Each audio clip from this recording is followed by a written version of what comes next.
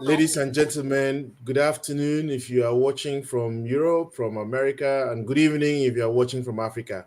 Welcome to another edition of the Lambom Show. My name is Lambert Mbom.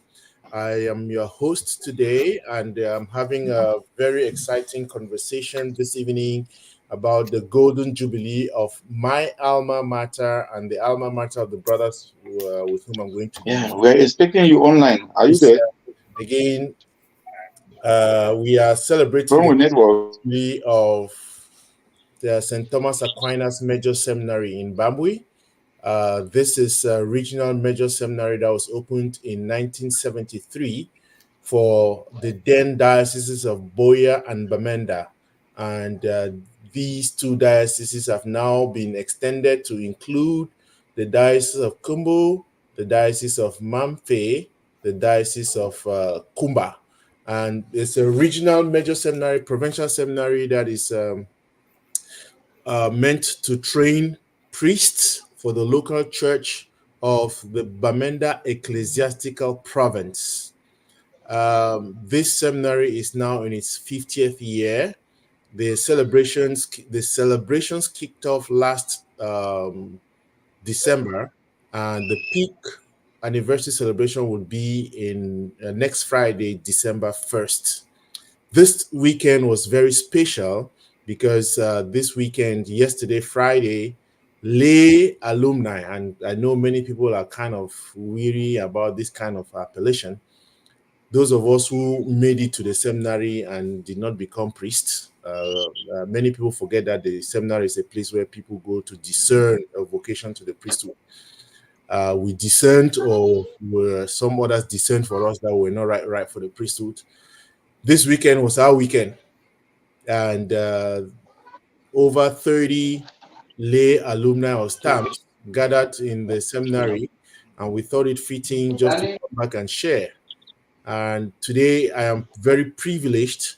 I think I should go in by way of, let us start with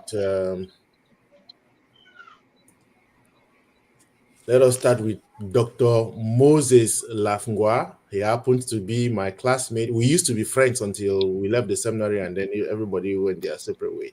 But Dr. Moses Lavngwa and I met in Bishop Rogan College. We went through high school and through seminary. I was in Bambui 7 years, and we have stayed together. So Dr. Moses, welcome. Thank you, Lambert, for having me. How are you today? Tiring day, but I'm happy.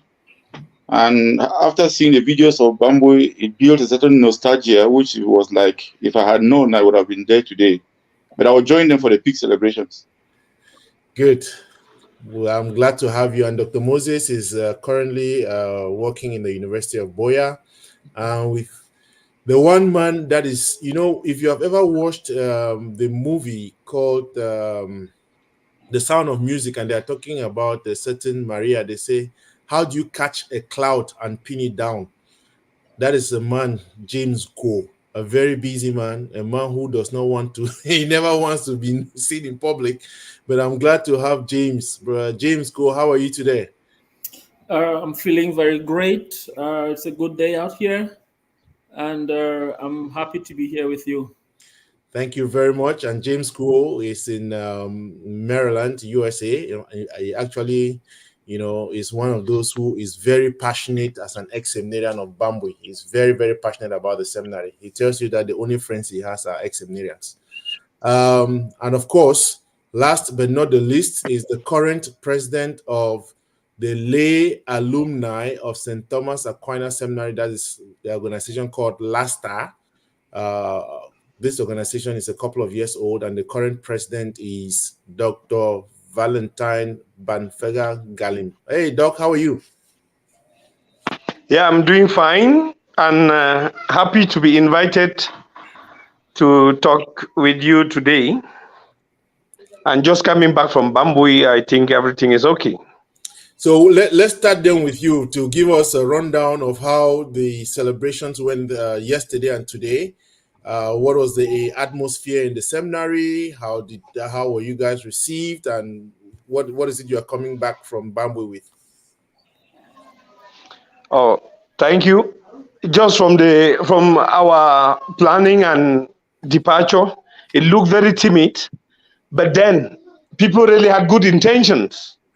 As the first group of people arrived, we were received at the Bambui three corners, four corners, and then taken straight to Bambui with a fan club and a serious dancing and the goat that was given by the rector and the euphoria that characterized the event continued with all the activities, because from there we now joined the seminary program by going to the chapel, and then we had to relieve the joy of singing the psalms with one in unum voce, in one voice, and then to finish up in the refectory with the culture of landing. And the interaction in the refectory was wonderful because people shared their experiences out of the seminary, and the seminarians were touched. I know Bambui brought in things that were very interesting, which people could find unorthodox, but he said that is him like that. Syracuse brought his own, and people talked about their experiences, and the seminarians were touched. And today it continued with wonderful presentations. After the wonderful presentation here, Dr. Matthew Bananjo presented a paper that even Father Winding was nodding his head, and Father Harry, and even the introduction I gave, which is one of my published papers, the seminarians say they want to have all those documents, with Franklin Berry, who also presented something about on happiness, what happiness within the seminary and out of the seminary. And the event went on so well. We ended with a football match where we were defeated 3-1 because the people ate so much during lunch and drank and refused to play. And the players we recruited they came to intentionally make us lose the match. And as we were about to depart, they say we should never just go, and that we should know that this is our compound. And the impression that the formators are giving is that since groups have been coming, no group has ever transformed the compound, given the compound the spirit that they had today. And when they read the amount that we have contributed, it was another story, because we seem to be the highest group that has brought contribution, which there are still pledges that are pending. And I think that we have left a very strong mark in the seminary, and the people have a lot of respect for us. And they say they are very open, and that they will be getting to bishops to think that the lay alumni should have a place in the seminary, and that their visits may be yearly. This visit to be yearly, should not only be limited to the Jubilee. So that's the general overview of the events that took place. Thank you. I'm just having some goosebumps because when you talk about those psalms, I remember how I think that was the most important part of our day, and some of us always gave excuses as to why we're going to miss Vespers. But Dr. Ngalim, I'm one of those who did not I have not contributed anything, and I officially want to say that I'm going to contribute $500 towards the Jubilee. That is going to be my own widow's mite towards that project, $500, and Brother James is going to make sure that we receive that. But Brother James, you actually wanted to be part of this. So Brother James, I mean, for the sake of I can give this out. Brother James got a visa to come to Cameroon, but the visa is only saying it was supposed to be next week, and he tried to change everything when the conversations came out. But the problem was Brother James wanted to be to go back to the seminary, in fact, to relive this experience. I'm wondering, James, I live with you here in Maryland. Of all the things that we share, I think the best part of your life is when you're interacting with seminarians, ex-seminarians. What is it about the major seminary in Bambui that excites you so much that you reference it, you always feel attached to the seminary? Yeah, Bam, thank you for that question. You know that each person has a moment in his or her life that transforms that person. We went through secondary school, went through high school, but really maybe that experience did not strike you or me. To me, the fundamental period in my life that I think that I got what I really needed out of life was the seminary. It made me to know who I am. It made me to know my strengths. It made me to know the aspect of human formation, made me to understand the spiritual nature that I am, the moral aspect that we all are, the psychological, and it trained me to be a balanced person in everything that I do. It's an aspect of human formation that I would not have received in any other place. So coming back just to you, the person, who are you? Do you know yourself? How does knowing yourself help you to become a responsible person to yourself first and then to the community? So the seminary is that starting point in my life that made me to really know myself and to be able to open up, and once you know yourself, then you know how to treat it and then how to treat and deal with, relate with others.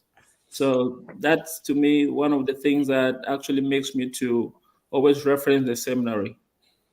Right. So again, there are many things that you have to unpack there when you talk about the human formation, knowing yourself, and all that. When did that realization? But we'll come back to that. Dr. Moses, you left the seminary. You are currently teaching in the University of Boya, and you are going to be back in Bambui next week. And in our backroom conversation, you mentioned the fact of nostalgia. After, I mean, how many years? I left the seminary 23 years ago. I've never been back there, and I don't know when I'll ever be. But what is it about Bambui that excites you? And having listened to the president, Dr. Ngalim, recount, even just watching those videos and listening to them, you can feel it. You can touch Bambui. What is it about Bambui excites you that you want to go back to Bambui? Thank you very much. I think that once upon a time I came from Nigeria to Bambui and I was received in the seminary. I went to the refectory and I was given an opportunity to talk to the seminarians. And I gave them the impression that the life I was living then was like still in expectancy, hoping that maybe, I think at the time I was still aspiring for the priesthood. And I think that Bambui left a very serious mark in my life as a person. Granted that, I mean, most of us, when we got there, we thought we had already made it. We did not know that this discernment exercise was going to continue. Because the question I asked myself after Bambui was, did we have a vocation before going there? Or we were going there to look for a vocation? And apparently, quite a good number had a lot of confidence on the fact that we could actually make it to the priesthood. But when it did not work, it took time, because it was like every other day I kept dreaming about being in the seminary, following up with the formation, going for Vespers, going for sports, going for labor and other kind of stuff. That kind of interaction was something that, at least, because what I say very often is that the longest part of my life was spent in the seminary. That kind of institution where you are there for 9 years and hoping that at the end of the day, you are going to at least make something out of it. But leaving the seminary, there is still that nostalgia whereby you want to go there, you want to go to the chapel, you want to go to the library. When I was doing my studies in Yaoundé, I had the opportunity to go to the Bambui library, where I spent at least 2 days doing research. And I felt like that was a place where I actually had met most of my life. And when we look back at those experiences in Bambui, we look at them with nostalgia, with no regret anyway, because I want to presume that the life I live out now should be better than what I experienced in Bambui, because there was a lot of uncertainty in Bambui. One never knew what was going to happen the next moment. But with that, there was still that love of the place.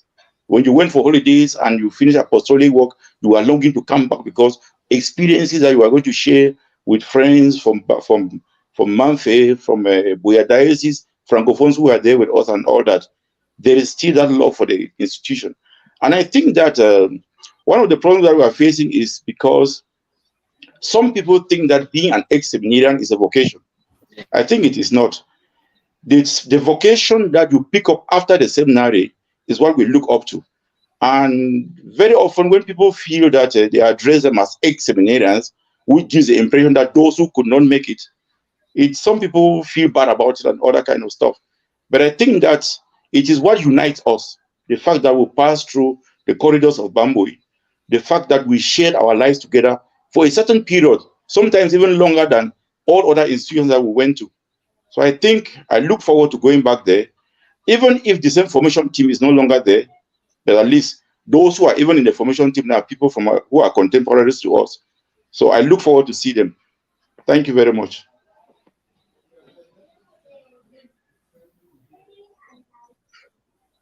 That's exciting to hear, Dr. Moses. And I guess because maybe we are on a live broadcast, you may not be telling us a whole lot more. But I really want to get down into, Brother James, give me like 3 moments in the seminary that you remember as life-changing moments or experiences that you had in Bambui that you really, hold on to and treasure today. And in my next segment, when we come back for another go around, I'm going to drill down to your specific as a business guy. But just give us in general, what 3 encounters, what 3 experiences do you have that you cherish and you always go back to, you are always anticipating going back to? Thank you for that question, Lambert. One of the transforming moments that I experienced in Bambui, actually, my metaphysics teacher, Father Michael Nibar, he is one of those whose teachings, whose education, whose mentoring transformed my vision about life, about reality, about humanity, human beings in general. If I think at times I feel at times that if you give me some of his courses today, I can even just teach them because I was so attracted to his studies in such a way that I read them in a way that I personalized everything that he taught me. One of the other things that I acquired in Bambui, one of the problems I had with myself was I was asking myself, when I go through the seminary and I become a priest, then what next? What happens? So I started building myself, and this is actually part of my pragmatic philosophy. So I drew from pragmatism and I said, hey, I need then to be doing certain things that are practically related that I can do when I become a priest. So I reached out to Father Formankra David at the time, and he started teaching me the piano, and I tried guitar. The guitar didn't work. And so I learned that skills building is one of the key things that I need for myself, so that if I become a priest, then I can use those skill building skills to occupy myself. And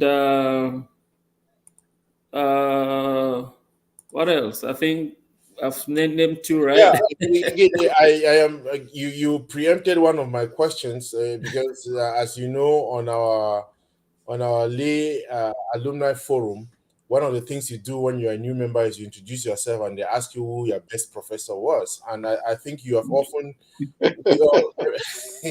every time, every time we have had that opportunity, it's instructive to find out that there are people at the time. I'm sure Petit Mike, as we used to call Father Michael Niba, you look at Petit Mike at the time, you were like, wow. But with hindsight, putting everything together, shaping it, I just finished polishing up a little paper that I shared with you that you criticized, Mr. Nkuo, and rightly so. And my point, one of the points I was making is, but some of us survived in the seminary that long because we had a rector like Father John Ambe, now Monsignor John Ambe. And my evaluation of him is, you had a person who, he came from St. Beats. He was principal of St. Beats. So he had been dealing with people of our age, young people of our age. He had taught in the seminary before. And so the reason why I would think that John Ambe could possibly one of the best rectors that Bambui ever had was because he was able to understand the young people, how they interact, the struggles they are going through, and was able to balance that up. And I think that what you're saying, one, you mentioned the fact of Father Michael and his metaphysics courses. Number two, you also talked about David Fomanka helping you with music. I remember how we came and you were trying to play during Vespers. I don't know how that experience went that day. And and that is for you a very great moment. But also the fact that in preparing for the priesthood, there's a particular skill. What is it, that skill set that you will need in order to succeed? But Dr. Moses, same question to you. What are some 3 key moments in Bambui that you can look back to and say, hey, I really appreciate these moments. These are moments that left an indelible mark in me. The very first moment, it's never escaped my mind. The day I took the narrative during the Passion. The Passion. I was a philosopher then, and there was this kind of gap between theologians and philosophers. You are in philosophy 1 or 2. There are certain things that you are not supposed to do and other kind of stuff. And I got there, I took that Passion, and it left a very indelible mark in my spirit, to an extent that I was like, is this what it means to be a priest? That you talk and you have this congregation in front of you, listening to you. And I mean, it touched me very remarkably. The second was when I took the first reading during the 25th anniversary. I had just been installed as a lector, and before or just shortly after my installation, John Ambe had called me and told me that my installation was a Felix Cooper. Meaning? Because apparently the bishop had written to him. You got it. So the bishop had written to him to suspend the installation, and before he got the letter, the installation had taken place. And so I was very proud that I was called as a lector to proclaim the first reading on that day in the presence of the same bishop who had rejected my installation. It's like this kind of thing that you give back and you feel happy that this man is looking at you and what he thought he could do to bring you down. It didn't work because he was one of the concelebrants on the altar during that mass. So I felt so happy about it, and John Ambe had already warned me that, okay, fine, your bishop will be surprised that you are installed. The next key moment was when I worked in the Searchlight office. I was editor, what do you call it now? Editor-in-chief of Searchlight and all that. And I think that most of the things that I used to do as me, okay, they used to call me Opposang, Poshmo, whatever name they were giving.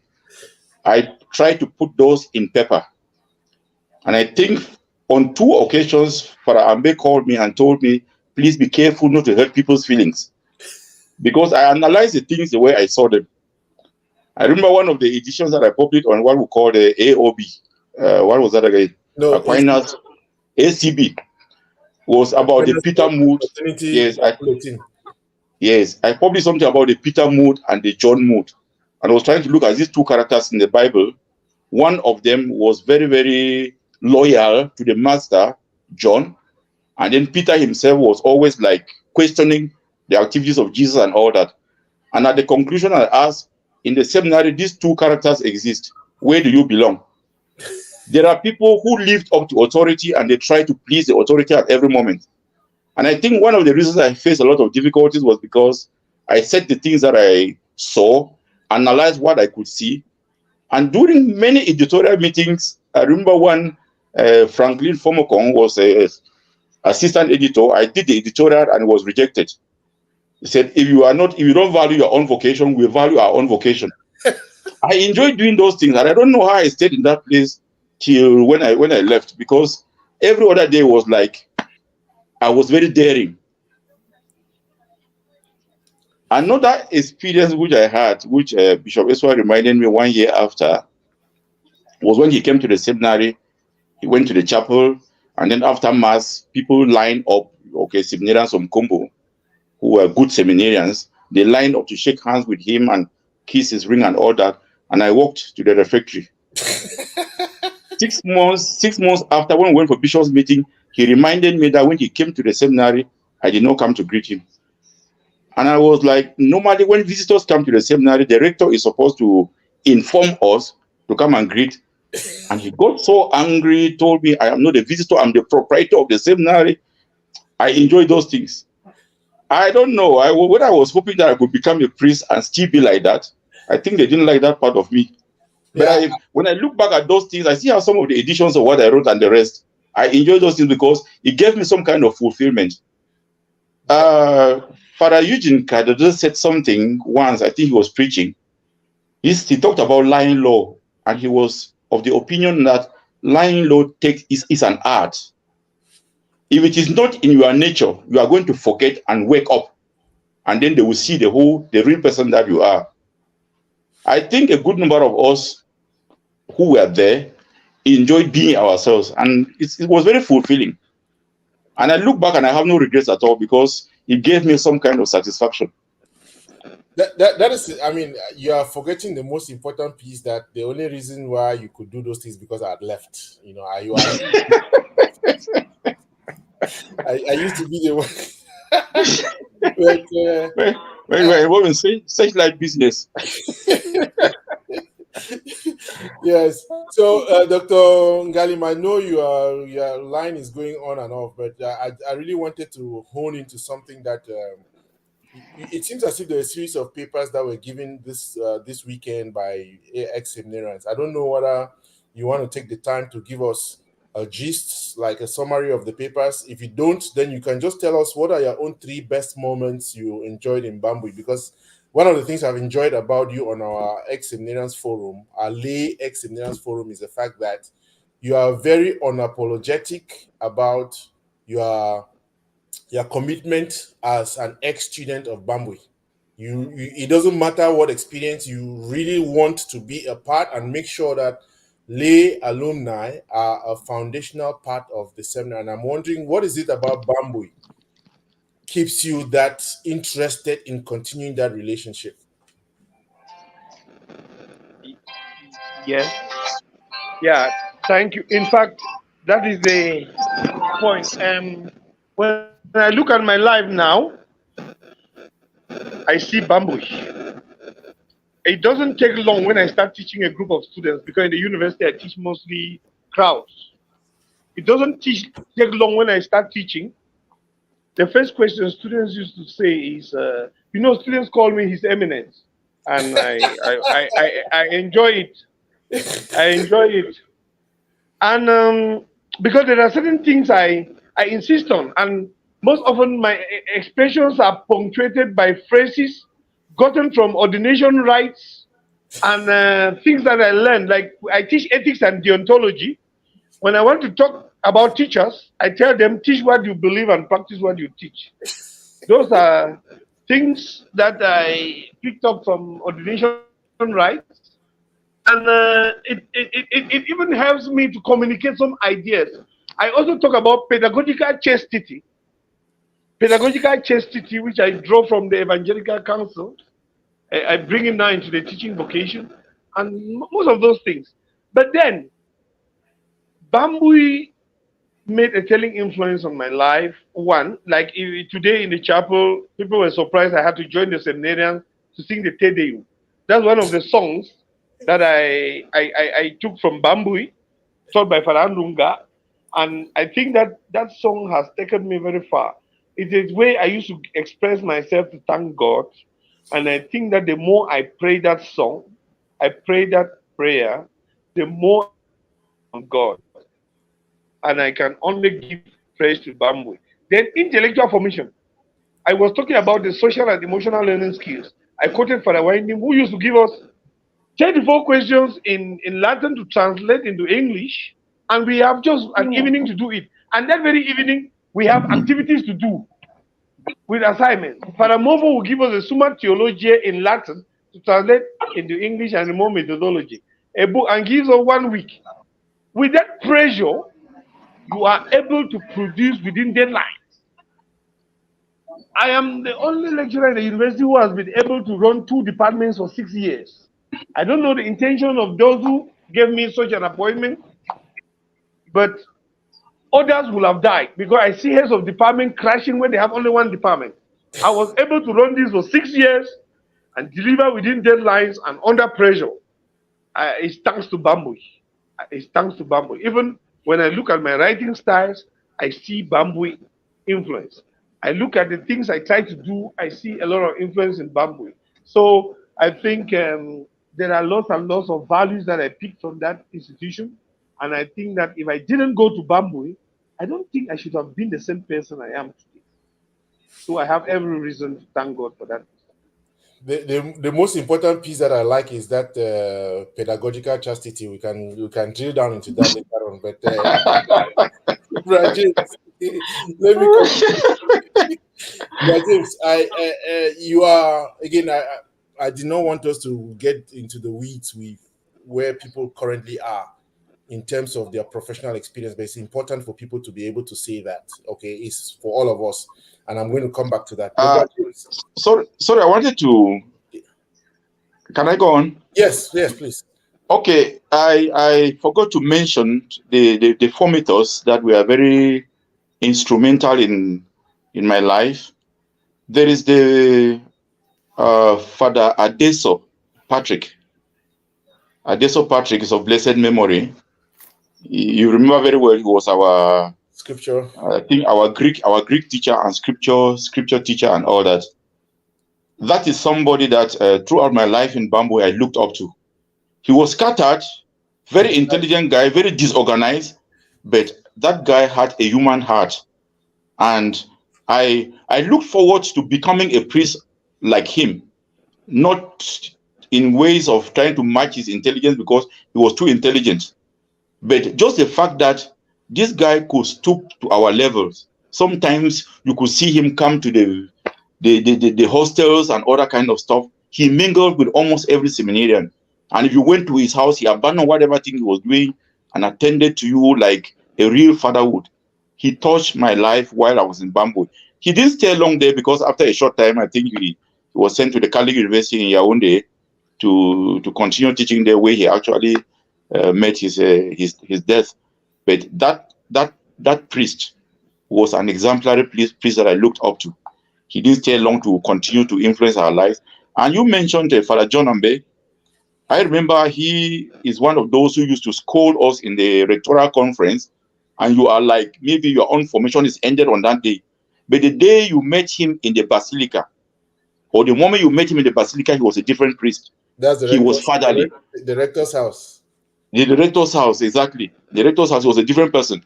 There were times he mentioned, they say, okay, in the seminary where after 1 year, nobody has bowed out. It is not a seminary worthy of the name. And some seminarians gathered courage and went and told him that they wanted to leave. And he chased them away. He said, my friend, get out. I mean, that was a real father. He could chastise in public, but in private, he made you feel like you were a child and he was a father. So those are the two that I think were very remarkable throughout the life I spent in Bambui. And incidentally, John Ambe was my rector till my way out. So, I mean, I owe him a lot. I remember once I came from Nigeria when I visited him in Sacred Heart, and he sent the cook to buy a bag of rice from the market and gave me, saying, my friend, I know that you people don't have good rice in Nigeria. And I was like, this is... No, at least these two. The others had their own influence in different ways. Okay, there are others who enjoy to see you suffer, but all those still impacted us in different ways. I want to remind you that on Father Desu's desk, he had an inscription there that if I were orderly, I would be a disaster. That was that thing. I have never forgotten that. That's why we call him Katakais. Exactly. Right. So, Brother James, so James is a businessman. He runs an agency here in DC, in Maryland. And he would always make reference to the way he runs his business. And I really wanted to hone in on that for you to share with us how the seminary has impacted you. Because again, let me put this, even though I'm going to come back to it. Generally, my friend Tofrem, told us that when you leave the seminary, the people outside continue to see you as a seminarian, while those inside see you as one who has left. You are in this in-between situation. People don't want to judge you now as, okay, this is one of us. They don't see you as one of them. They say, no, you went to a seminary, they expect a certain standard. But, Brother James, what is it? You are a great man here in DC. You have a business that you're set up, is running perfectly. What is it about the seminary has impacted the way you run your business? Yeah, Rambam, thank you for that question. The foundations of my studies, of our studies, actually are based in philosophy. And one of the key things when you are doing the history of philosophy is looking for the root causes of things. So when I got into this business, I asked myself, actually somebody called me to work for him. And I turned around, the person just said, I want you to be a Q. I didn't want to sound foolish. I actually slept with that word for 1 year, trying to decode what does Q mean. And in the process of decoding that word Q, I had to go to the root causes. I had to go deep down to finding out, when you say that I should be a Q, what is the basis? What is the foundations? And what are the sources of documents that I can get to make myself that Q? And so I actually immersed myself into understanding what I wanted to do. 2, logic. You can never go wrong with logic. The way in which you process, the way in which you align your things, the way in which you make sure that when somebody talks to you, you don't rush into judgments, you don't rush into conclusions, you follow a certain thought process. It's a logical, there's a logical way in running business that I don't know. You can only know it when you do logic. And even the systems, one of the key things with me is systems. When you're talking about what you are doing, it's systems. And how do I build those systems is following logical inferences to make sure that when I'm building my systems, I tell myself I'm building it for the full, so that anybody, if I'm not there today, anybody comes in, the person will know that this is where everything is, because it's built for the full. And everything has a logical precision. If you miss that logical precision, then you're out of place. So I'm using the seminary skills, the knowledge that I used, that I studied, that I gained there, not in the business system, but in my own way, and it's working for me. And I can never thank the seminary. I can never thank the seminary enough. I'm really very grateful. If I did not go to the seminary, really, I don't know if I would have had a first degree, because again, we're coming from different backgrounds. Even if I had a first degree, will it have the weight that philosophy has?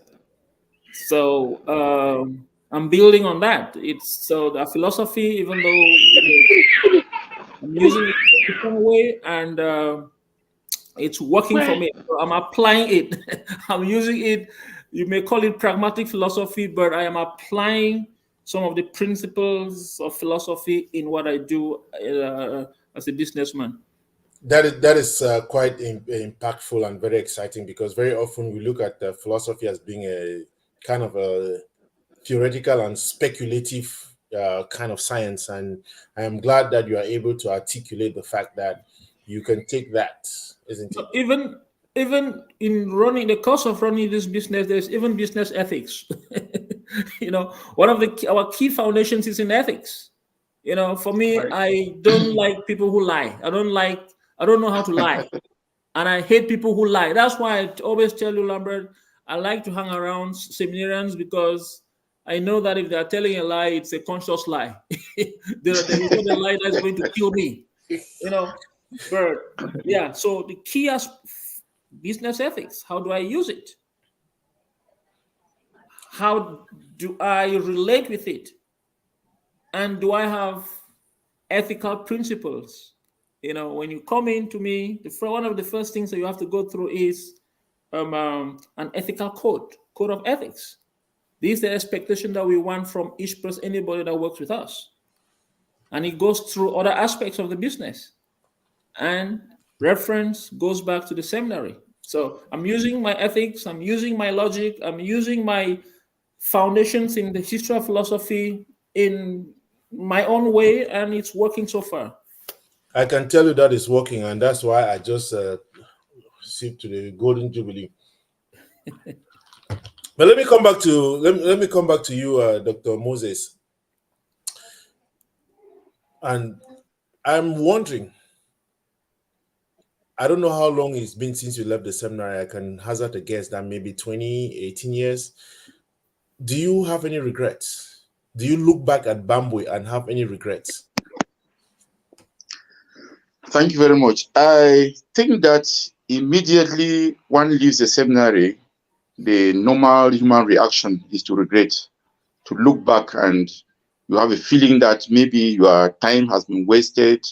I remember one lady told me in Jakiri that I wasted my youthful life pursuing something that I never got and all that. Those kind of statements at the time, they remind you about something that you missed, which maybe you labored for so long to achieve and you did not have it. There was that regret at the very beginning. But when you move on in life and you want to put the past behind you and look forward to another life, another experience, another vocation kind of, then those regrets disappear along the line and you look back and you can only thank God that you had the experience to go through the seminary. Like what Brother James was talking about, how the studies impacted his own life. I look at the practical part of the seminary life, whereby we were made to go through some kind of rigorous training that made us like stoics, people who could withstand any kind of difficulty in life, people who could go through thick and thin in order to succeed and all that. And I think when I look back to that and the experiences that I've had since I left the seminary, I have survived most of the instances because I was able to stand strong. I was able to be a stoic, to be able to withstand any kind of difficulties, any kind of frustration, that to an extent that some people just want to take delight to make you feel bad. But they forget that, I was telling somebody the other day that I don't think anybody has the capacity to frustrate my life any longer, because if I had endured all the things that I went through in the seminary, they were preparing me for this other life that I'm living. And I think that I don't look back anymore in regret. It was like one had to become a priest at all costs. But when it does not work, what do you have to do? You pick up whatever pieces of your life that are left and you continue. And I think that most people who may still be regretting today maybe is because I used to say, it sounds funny, that the only vocation they had or the only skill they had was to become a priest. We have a lot of skills. And Bambui is so diversified that you cannot leave the place and be a useless person or be frustrated in life. You can use the skills that you have from Bambui to make it in life in any aspect that you want. So I look back today and I'm so happy with the kind of formation. James mentioned the fact that he might not have been lucky to have a first degree. I mean, we all come from very different backgrounds. It wasn't that easy that one could go through university in those days and be able to take care of himself and all that. So the seminary gave us kind of free education. And they thought the sending us away was like making us feel useless. We are benefiting from those studies that they gave us for free. I don't know whether they are paying the school fees in Bambui these days, but I think that one of the things that we should thank God for is the fact that they gave us formation. And I'm one of the lucky ones that went through philosophy and theology. So I'm like balanced up. He talked about honesty in business and all that. The atmosphere where I work, everybody who does not even know that I'm from the seminary, somebody said the other day that if you want shit, you see Moses, they can make you say, may you hide your shit very well. And they know that I'm very, very direct. You don't go around trying to please people or trying to play some kind of pranks and all that. and the people who live around me. And somebody said, no, you will not have any many friends because you tell the truth, and people don't like the truth. As a matter of fact, the irony is that I have too many friends. They like me for who I am, but they say they don't have the courage that I have. I think it is thanks to the seminary, because if we went there hoping to become priests and we did not become, we are something else, and we should be proud of that, because it's a fulfilled life. We should stop looking back at and regretting of what we miss and all that kind of stuff. I'm a happy married man, a father of a family. I couldn't have asked for more. Thank you. I've been avoiding getting to that marriage part because, in fact, Dr. Moses is married to our classmate's sister. So how we have not had a class meeting because the crisis in Cameroon has, because the elders need to come and summon for, because we have not yet had the bride price and all that stuff. But Dr. How Moses, can you have a class meeting with Che John? But Brad James, I'd like to get your take. It's interesting the word Dr. Moses just said there, isn't it? With respect to regret, because I know what you think about looking backwards. Everybody can see you are very grateful, you are appreciative. But concretely, don't you sit back and say, regret that you left the seminary?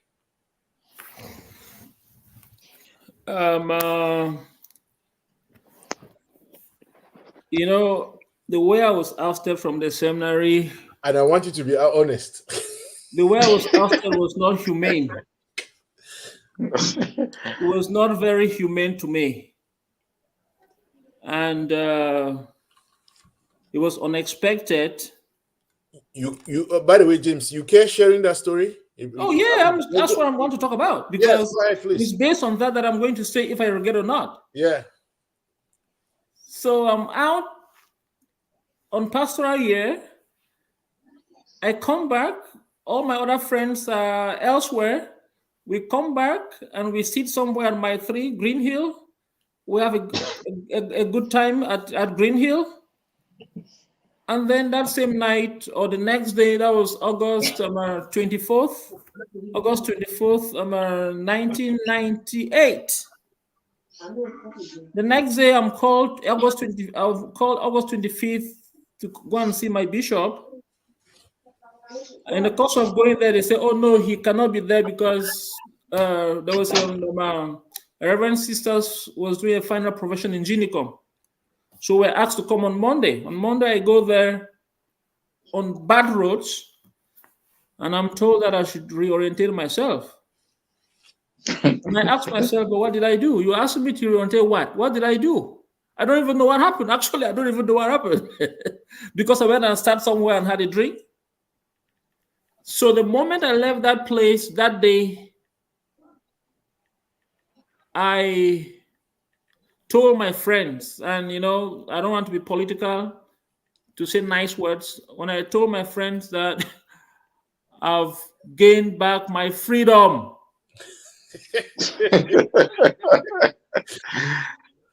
If you go back to Vincent, if you go to Mike, if you go to Ambrose, if you go to Aidan, they will tell you that is what I said on that day. When we separated, each person went and had, how do you call it, a cigarette, and we drank beer, and we've never met again in that capacity, all of us. So, regrets, yes, I was like, because one thing now, everybody that was attached to me or hoping that I would become a priest, relating with me because I would become a priest, everybody started separating. All your friends that you knew, even classmates in the seminary. Of course. Even family that was relating to you, being nice to you because you would become a priest, everybody cut off. And I was like now isolated. So I was regretting that, hey, maybe I'm disappointing some people. So this thing that I should try other dioceses. So I was from Douala. I went did my pastoral year in Douala with a cardinal. I went to the cardinal and said, hey, It was not me who went to the cardinal. I was at Seminaire St. Paul de Nilon. It was the priest at that minor seminary at St. Paul who went to the cardinal and told them that they know what has happened. They will live with me for 1 year, that the cardinal should incardinate me. The cardinal told them that no, his friend cannot make a decision, and then he reverses. I went to Edea. I wrote a letter. I went to Edea. One of the priests then took me to the Bishop of Edea, Bishop Bicot. The bishop wrote me a letter. I have 6 letters. He wrote me a letter telling me that, oh no, James, we cannot take you. The same thing. The Archbishop, who was well renowned and friends with all the other bishops, said they cannot take me because his friend cannot send me away from the seminary, and then he's bringing me to his diocese. He will have problems with his friend. I wrote a letter to the bishop, the diocese of Saginaw. I don't know where that is, somewhere here in America. I wrote a letter to that bishop. The bishop responded back. That's in Michigan, just so you know. Good. That I should go to the Oblate somewhere in Gaundere. And then one day, Bishop Lissinger came to Bamenda, and I was invited to go see him. I went, saw him, and the idea was to go and join the Mamfe Diocese. My brother, I thought about those hills in Mamfe.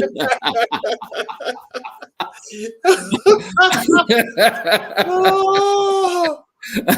I told Bishop Lissinger that. Yes, so there was that level of regret, but then I was inspired to forge on. I went to UB. Luckily, Father Yufani was actually my mentor, as my father. I have a story about who my father is. He's one of those. He inspired me. I went to UB, came out, and remember, when we left the seminary, the story that went was that we were not supposed to be hired by the Catholic schools. So I could not go and teach. Yes, I could not go and teach in any Catholic school. What happened? Father Yufani of late blessed memory inspired me, encouraged me. I went to UB, did education. Then now there was an opportunity at St. Bede's. He now hired me as somebody coming from UB, not someone coming from the seminary. From the seminary. Correct. Change of identity. Correct. So that is how I actually became a teacher at St. Bede's, because I went through UB. And even at that, came back and I'm teaching at St. Bede's. What's going on?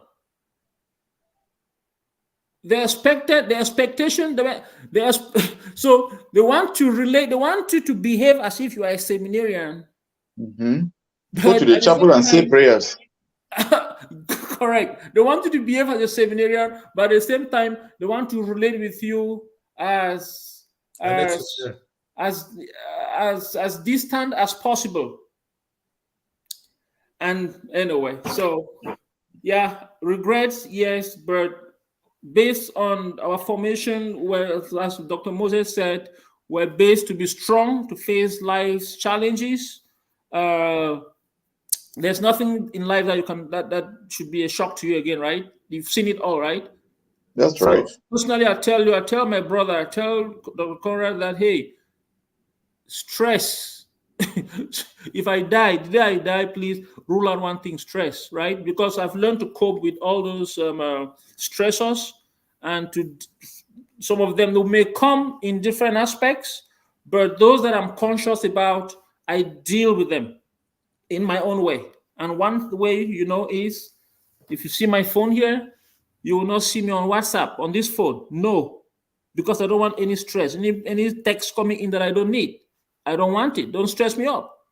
So that's one way of dealing with myself and helping to adapt to resolve problems that may come up in life.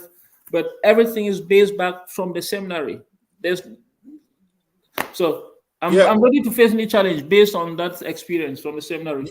Yeah, I wanted you to be honest, but I think you were just partially honest, because having lived with you I know a lot about you, James. And again, I'm glad you were able to recount.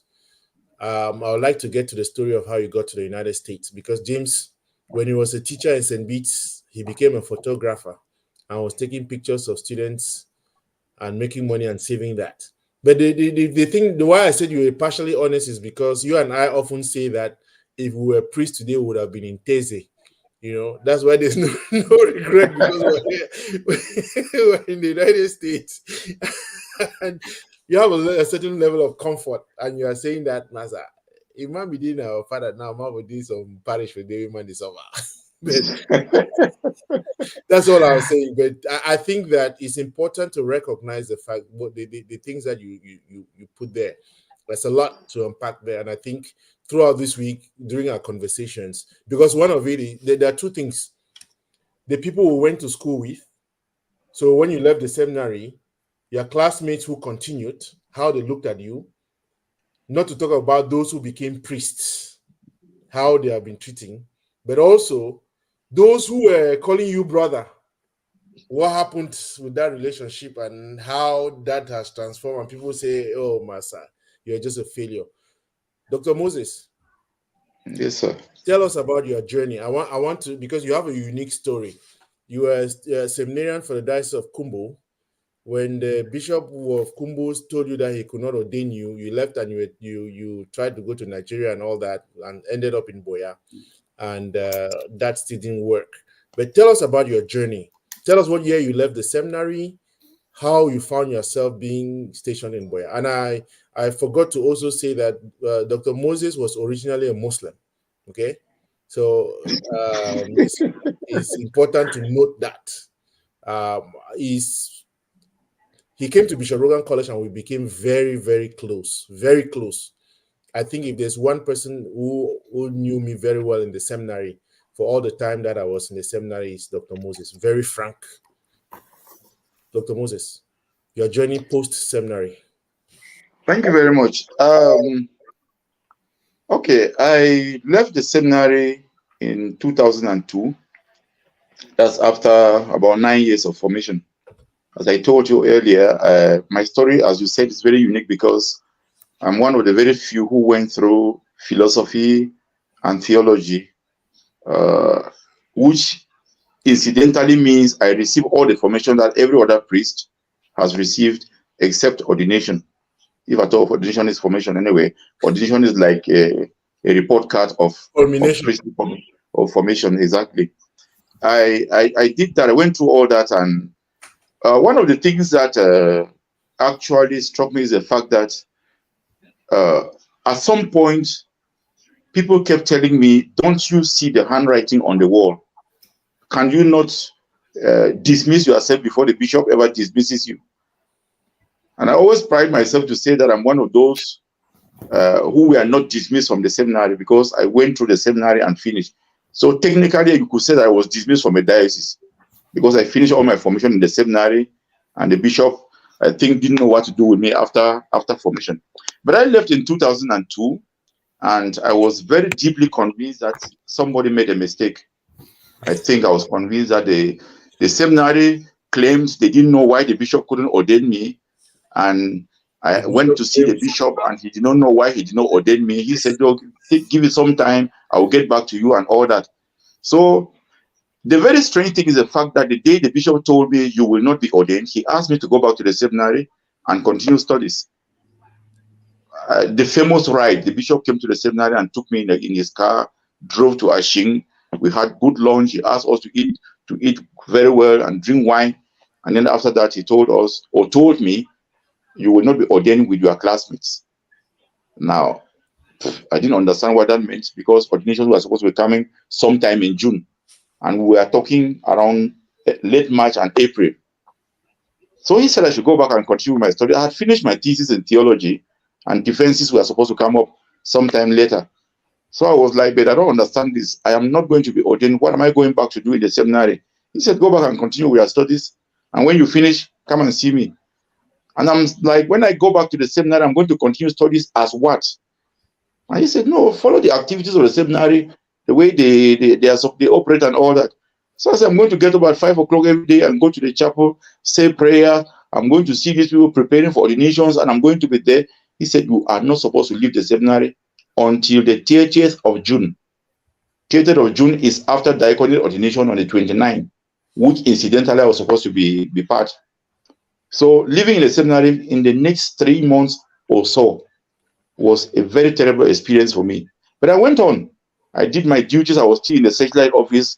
The last article or the last editorial I did for Searchlight carried the theme coping with failures of frustrations and challenges.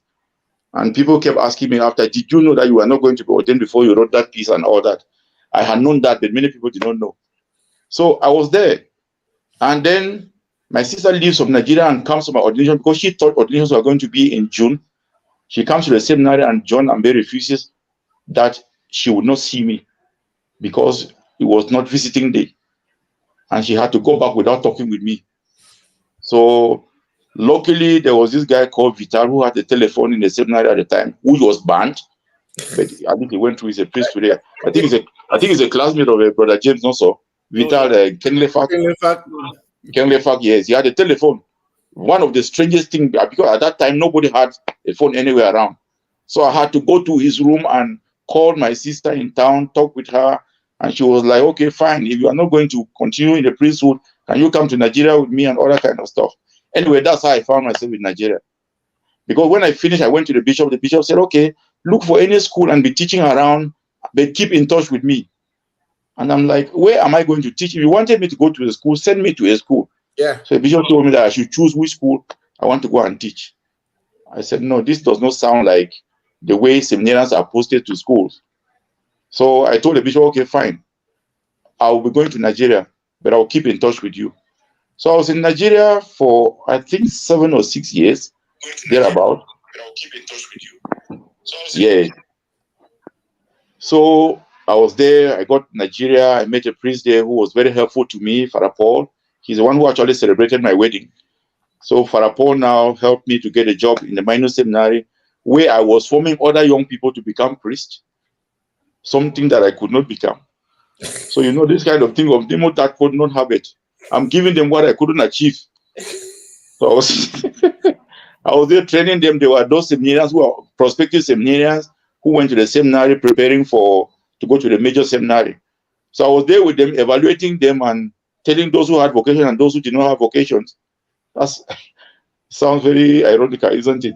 Yeah. Anyway, I was there for about 6-7 years, and then I kept in touch with Bishop Eswa because every time I came back for holidays, I went to the bishop's house, informed him that I was around, and asked him whether he had any program for me. And this bishop suspended me for about 6 years as I was in Nigeria. And at some point, I summoned the courage and asked him, can I go somewhere?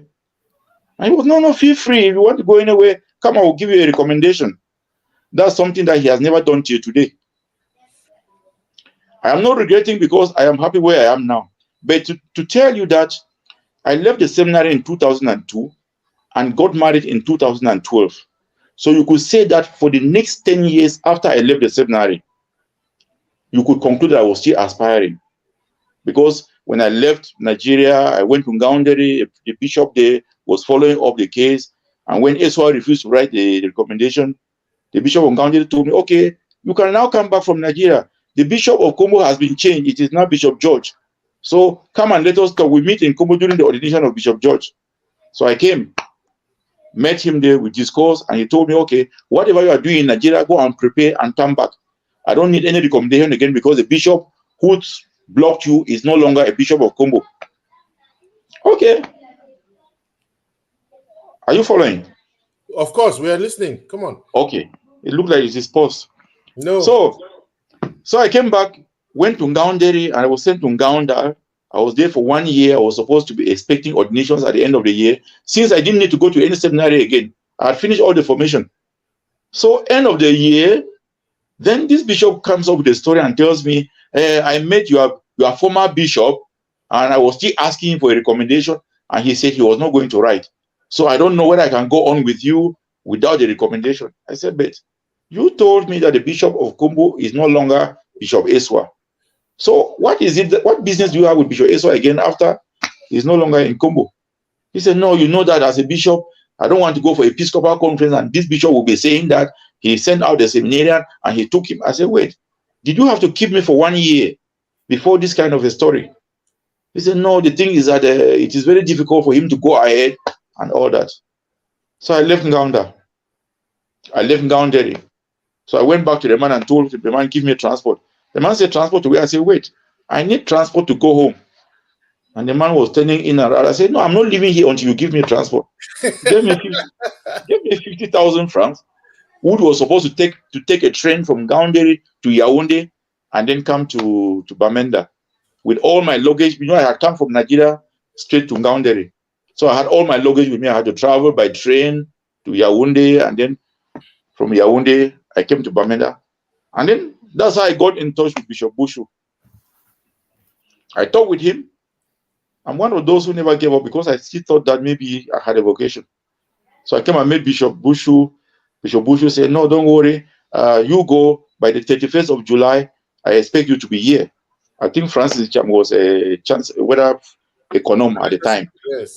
Yes, financial secretary. So he told him, okay, Francis will get to you and tell you what you need to do and all that kind of stuff. So I went back to Bamenda. July, I came down, and then Bishop Bushu sent me to University Parish. That's in Boya. So I was there first year with Father Murphy, Tony Murphy. He was an Irish priest.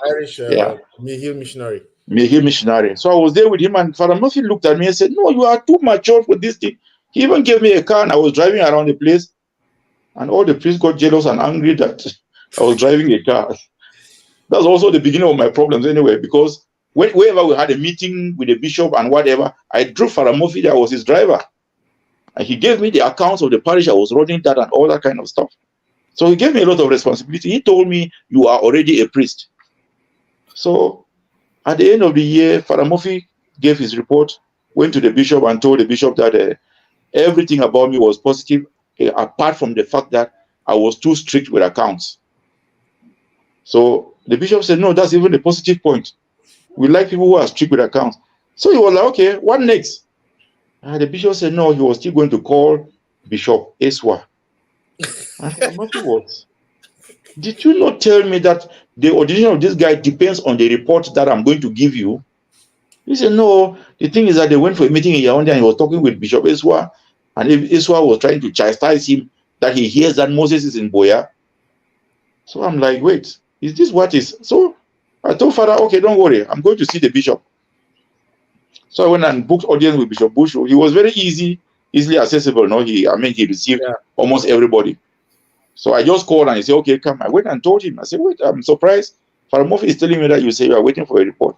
He said, you know, this kind of thing like this, sometimes some bishops can just look at you and will just be thinking that you are just doing your own thing. I said, wait, my Lord, when I came here, you told me all you needed was my report from the parish. You had gone to Bambui. I think it was Father Gabitus who was a rector at the time. He said, no, he went and checked the records and he did not see anything that actually could implicate me. So he is going to go ahead. I said, what about the records from Bambui? He said, no, the thing is that, you know, that when the bishop says like that, I don't know why he has refused to write the report, but I will still follow up to be sure that he should write the report. I said, wait, my Lord, this is a different story. You are telling me after 1 year. So I was in UB Parish again for another year.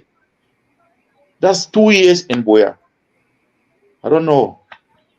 So it got to a point where at some point I pushed him a little, and then he said, okay, since you want to know what your faith is and all that, can you go to Bamenda and ask Bishop Eswa for the report? Can you imagine that? I left here and went to Bamenda, booked audience with Bishop Eswa, and he told me he was not available.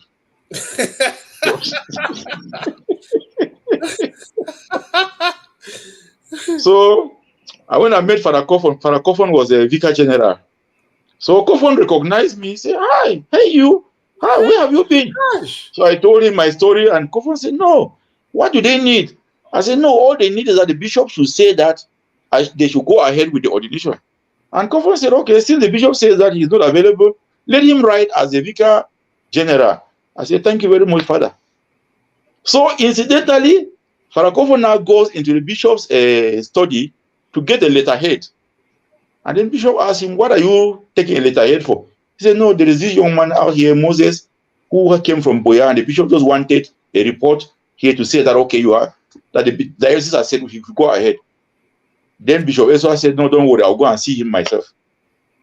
So he became available. So Ezra comes out now, meets me in the waiting room, and then tells me, actually, yes, Bishop Bushu had talked to me about you, and I was planning to write a report. So the thing is that I cannot write a report and give you, so you will go down. We are meeting in Yaoundé next week for Episcopal conference. I will give the report to him. My God. My trip to Bamenda, I came back again the way I went. So when I met Bishop Bushu, this is what he said. He said, did I not tell you? That man will never write. I said, then what? See, anyway, long and short of the story, around, what was it again? That was already 2010, isn't it? Mm-hmm. Yes, around 2010. I told the bishop, okay, fine. In this case now, I think, can you give me a letter? Let me have a list, because all this while I have never received a letter from any bishop, either dismissing me or recommending me for anything. I said, give me a letter. Let me know that, okay, when I'm going and somewhere they're asking me, I am going to say that this is what the Bishop of Boya gave me and said that he cannot ordain me because my former bishop has refused to write a report. So one day I received a letter, and then the letter told me, okay, fine. Since you don't want to continue to wait, because we are hoping that the bishop will write at some point, well, you are free to go if you want to go. So Jimmy told you about going to Edea and also. Yes, I didn't know that piece until today. I went, yes, okay. I also went to Edea. Tony Bicot. No, by then it was no longer Bakot, it was already this Ateba, this one who died. Yes. Oh. The one who was working with Farajais at Simbok. Ah, yes. The one who is Ateba, yes. The Ateba who confiscated all the money of Simbok part. Anyway, that's another story. Okay, no, yes. none of that here, please. Yes. So I went to Kribi. I had called before going. So the bishop said, no, come, we will talk. So I got there, and the bishop refused to see me. He sent back his what do you call the secretary? What do you call it? Chancellor. Mm-hmm. He sent me the chancellor. So the chancellor came, made me talk with me, and told me, okay, you go, we'll get back to you. Till today that we are talking, yes, he never got back to me. I think then, okay, fine. After that, I came back to Boya now. Then I went and told Bishop Bushu that, okay, for 2 years, I had worked in the parish, in the diocese of Boya. I didn't have a salary apart from the 20,000 that Father Murphy was giving me as allowance every month. So I said, I want to go to school, and I would like you to sponsor me in school. The bishop was so surprised. He said, wait, you want to go to school, and then how does it become my responsibility? I said, no. The 2 years I spent here, if I was doing something for myself, I would have been somewhere. Shall I continue with this story? Yeah, go ahead. It's important. The long and short of the story is that, okay, he told me go to Nigeria, Port Harcourt, to go and study at the Siwano. Mm-hmm. The So he was proposing that I should go to the Catholic Institute in Port Harcourt. So I told him, no, the 2 years I spent, the time I spent in Nigeria, 6 or 7 years, I didn't like the experience, so I don't want to go back to Nigeria. So he was like, okay, what do you want to do? I said, okay, give me some time. After 1 week, I'll come back and talk to you. So I came, talked with Celestine Jiang of blessed memory too. So Celestine was, no, you can go to Catholic University. Father Basil is there. And so I went back and told the bishop, okay, I want to go to Catholic University. So he said, okay, talk with Father Basil, find out how much school fees is, hostel bills and everything, calculate, and then let me know. That's how I ended up in Catholic University. The rest of the story is called history, no so. Yeah, you were sacked after. No, I was sacked from the Catholic University of Boya. That's another story for another day. Dr. Moses, if you are just joining us, you're on the Lambom Show, and we are talking about the Golden Jubilee of St. Thomas Aquinas Major Seminary, with lay alumni, lay ex-students of St. Thomas Aquinas Major Seminary. And we have on set Brother James Nkuo. I wanted to welcome the first president of the Association of Lay Ex-Seminarians of Bambui, Dr. Charles Jaff. There's also Francis, who is Allah Francis. You guys, you need to connect properly because your videos are not on. But more importantly, I really wanted to, and this is what we say and we take it for granted. I posted this link. This is the rector of the Major Seminary in Bambui, Father Charles Bernie. He's watching right now as we speak. And that's what he said, so touching Dr. Moses. Father Charles, on behalf of us, the lay alumni of STAMS, we really want to say thank you. You have done everything to make sure, that's Dr. Lavngwa's wife also popping in there to say something. But Father Charles, we are very grateful for the opportunity. We are grateful for all that you have done to incorporate us lay ex-seminarians. We have read the very beautiful messages you have extended to us, all that you are doing, and you just pulled out something from the open letter that I've written to the bishops that is going to come out on Monday, saying there should be an alumni day. It should be an annual event. It should not be one time just during the Jubilee. And I heard today at the end of the visit of the lay experience, you said this should not just be an annual thing. So I really wanted to take the time to acknowledge you, to say thank you for all you are doing. And we are grateful, and we know it's going to be a very wonderful, game-changing event next Friday. Charles, Francis, we can see you. I don't know, you want to say something before we go ahead? You introduce yourself, where you are. Brad James, get ready to tell us your own story after the seminary, how you got to where you are. I'm just very, very happy. I'm in front of the door. Just came in, I saw the link. I said, let me join. Very happy with the events and the images and videos that I saw with the lay ex-seminarians in the seminary. Very happy with it, and the story Dr. Moses is explaining inside there. I'm very, very elated about it. You know. So Francis, tell us, what year did you go to Bambui? What year did you leave? What diocese did you belong to? And where what are you currently? I went to Bambui in 2005. I left 2008. But the rector, present rector of Charles, was my senior in the seminary, so he knows me very well. So where are you currently? What are you currently doing? I am in Douala. I'm teaching in Sacred Heart College, Douala, discipline master. Yeah, good. And thank you very much, Brother Francis. Thank you for seeing the link and just coming in. We are very grateful. I'm glad you acknowledged the rector. I mean, each of us, we have our biases. I've never met Father Charles, but I can tell you from my interactions with Father Charles, when his name popped up as the rector, even before, when we were speculating as to who was going to come after Father Windim, whom I think should have been bishop already, because again, I'm surprised that of all the people Dr. Moses talked about, we're supposed to be. Yes, but I'm grateful that Father Charles has been very, very exceptional, very, very, and we can see that he's a true person. Exceptional and instrumental. I know him very well personally. Yeah. That's good. So thank you very much, Francis. Yeah. Dr. Charles Jaff. You just took part in the celebrations in the okay, he's off now too. So James, let me come back to Dr. Moses. Were you done? I want James to also just walk us through that experience, except you have a few comments, but tell Dr. Aita that we are very grateful. She's taking good care of you, and I can see she's please, I have banned her from the room for now.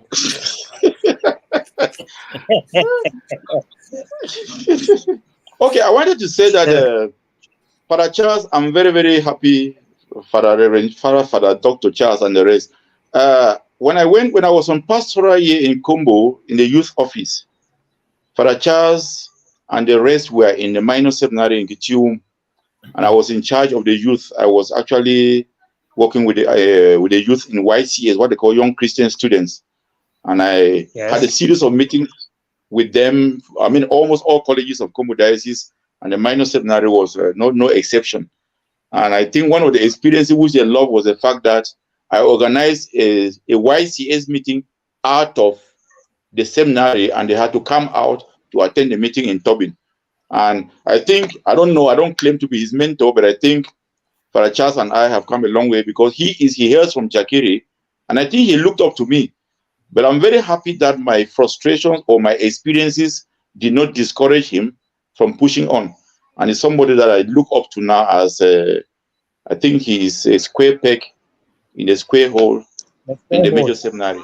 We expect that a lot of changes are, I mean, just the fact that we have been given this this opportunity to participate in the celebrations, I think is a great landmark that he has achieved. I don't know whether it would have happened with the past administrations, considering that some of us actually passed through their hands and the rest. So we thank Father Charles for opening the doors of the seminary to the lay ex-seminarians and giving them 2 days of the program.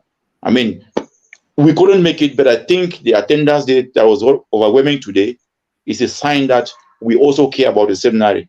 In spite of the people who may still have a bit of frustration, nobody can say that he did not benefit anything from the seminary. We all passed through the seminary. Even if it is just the fact that you had a first degree from the seminary, and it is helping you to be a teacher today, it is thanks to the seminary. So we thank, I just wanted to appreciate Father Charles for the work he has been doing so far. Thank you very much.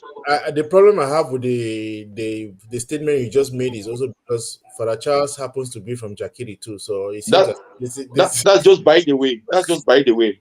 And just so you know, Father Charles, that I'm an adopted member of the Jakiri delegation with Marcus Kijunki and Kumsuis.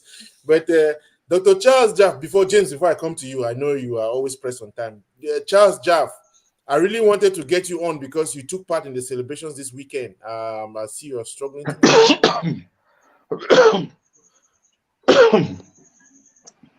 But James, go ahead, and we hope that maybe Charles Jaff will be able to connect properly. So just walk us through. You told us as far as St. Beats, but how did you, after St. Beats, how did you find your way out? What motivated you to look for opportunities out, and how has that journey been? Yeah, thanks for the question, bro Lambert. When I went to St. Beats, I asked myself, my father was a Catholic teacher. I know how he was treated as a teacher. Is this how my life is going to end?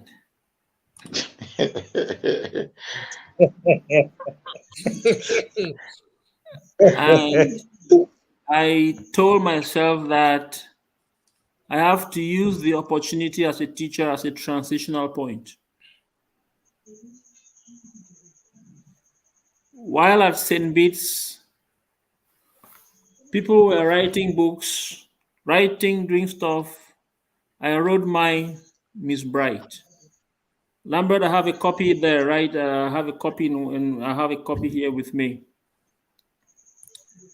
Miss Bright was a story that talks about social issues of our time. I've never seen that book. Oh yeah, this is a copy right here. You see, you have been hiding, James. You have been hiding your talent. No, I brought it right to the seminary. I was at St. Beats, and I came to the seminary 2020, 2021, 22, 23. So so while there, I decided to keep my mind working on a project, that little book. And then I asked myself, will I end this way?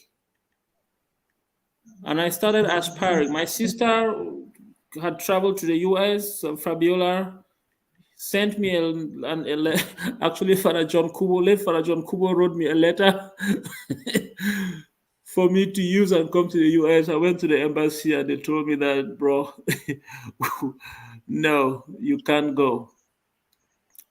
And then I decided now to keep on working. I met a friend of mine,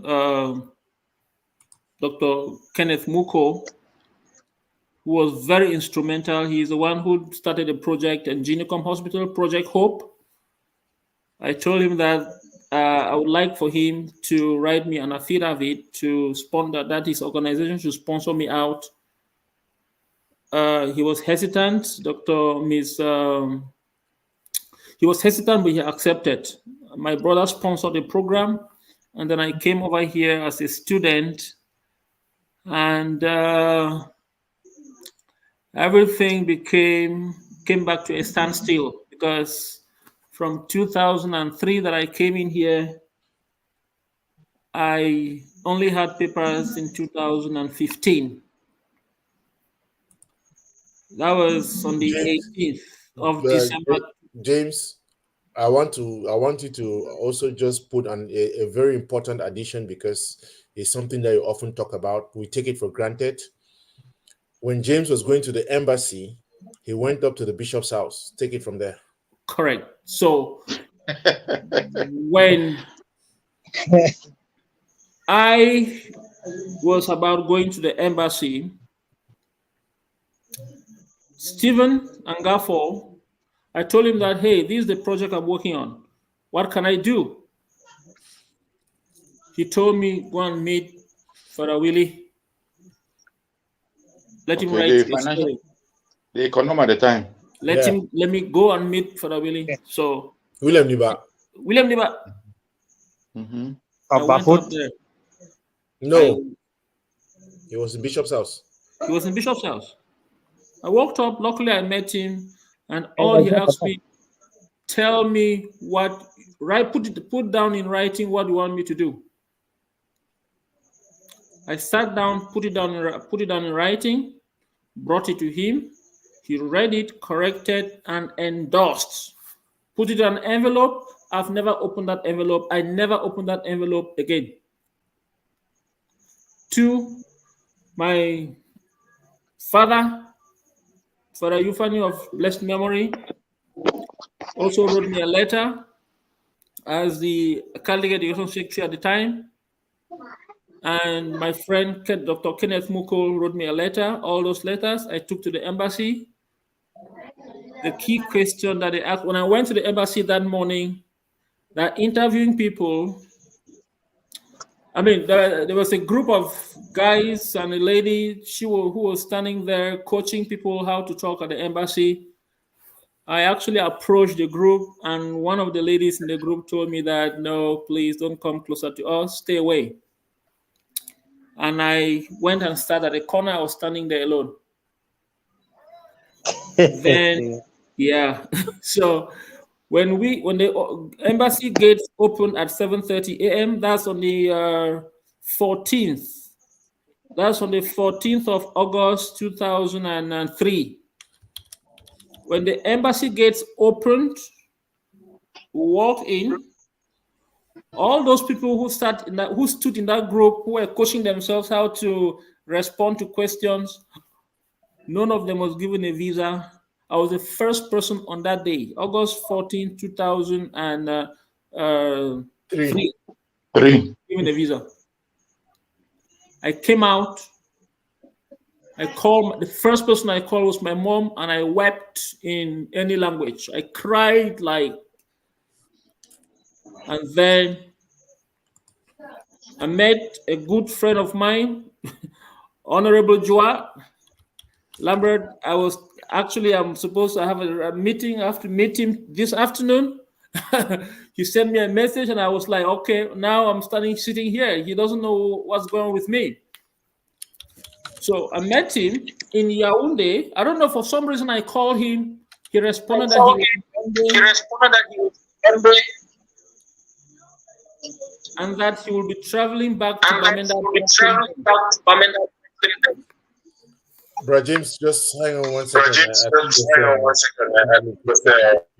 Hold on. Let me just something.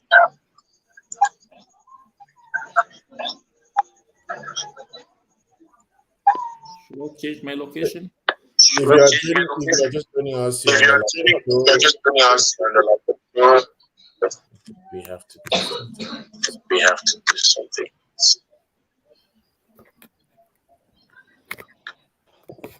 Should I change my location? Go ahead.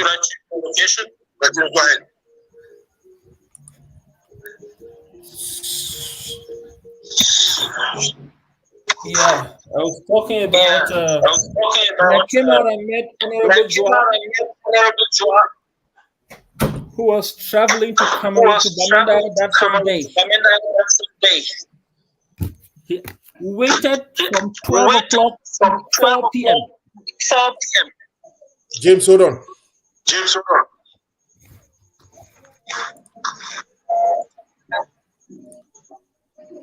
Try again. Yeah. So he waited for me for 4 hours in his car, honorable in Cameroon. So we went to Bamenda. I went to the village. My mom and dad heard that I was home.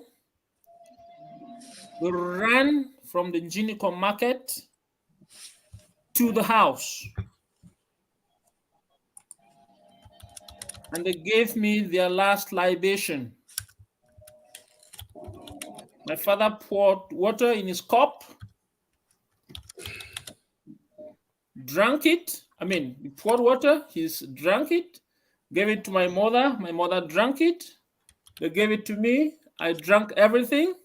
And then they poured some and told me, if you hit the rock, let the rock scatter, but not your legs. Traditional blessing. House, went to the park. I bought a car. I told the driver, lock all the doors. Nobody is going to enter this car until you reach Bamenda. We got to Bamenda, transitioned to Yaoundé, and then I left. Ended Los Angeles, landed in Los Angeles, and my next father, Ferdinand Ako, somebody that I don't know, I'd never met. I was given a phone number to call him when I got here. So I called him and he was like, who are you? How did you get my number? I said, from my brother, Celestine Dingong. He said, okay, come to the house. I went to the house and I stayed with him for 3 weeks. When you come here, the first thing, my first deodorant, my first shaver, my first beak, my first toothbrush, toothpastes were bought by him. He received me, he fed me, he did everything for me that he would do for a brother. And I reference him today as my father. So from there now, I came to my brother here, Mr. Jung. I stayed with him for 1 year. And within this time now, I'm trying to figure out what is life going to be for me in America. What am I going to do? I don't have papers. To survive here, the first thing, your legs have to be on the ground. For your legs to be on the ground, you need papers. It's a piece of paper. And I told Lambert. So when Lambert came 1 year after me, I told him that, yes, you came after me, you have papers. But remember, it is a piece of what? Paper. Unless you transform that piece of paper into, give meaning to that piece of paper, it will only remain a piece of paper. And some people die for that piece of paper. But for me, that paper is important, but you need to transform, put into action something such that when that piece of paper is actually given to you, you will make good use of it. Anyway, so I stayed on now from when? 2003, 2004, 5, 6, 7, 8, 9, 10, 11, 12, 13, 14, 15. December 18th, 2015. I held on. There were moments I wanted to go back to Cameroon. But I told myself, go back and do what? Do what? Correct. I used to work 3 jobs.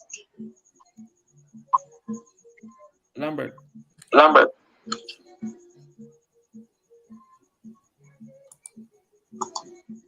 Go ahead. I used to work 3 jobs.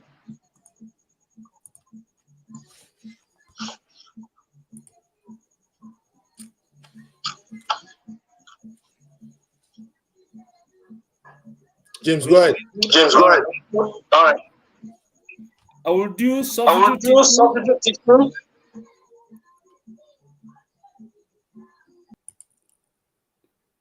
Are we good? Yeah. I will do substitute teaching from 7 to 3 p.m. From 4 to 10, I will do security. And then from 10 to 6 a.m., I will do security. There were situations where I will go on weekends, I will go and do security at the Japanese embassy. I will stand up for 14 hours, standing up for 14 hours. There were days that I stood up working 24 hours. Moving, I work this job standing, move to the next job standing, go to the next job standing, 24 hours.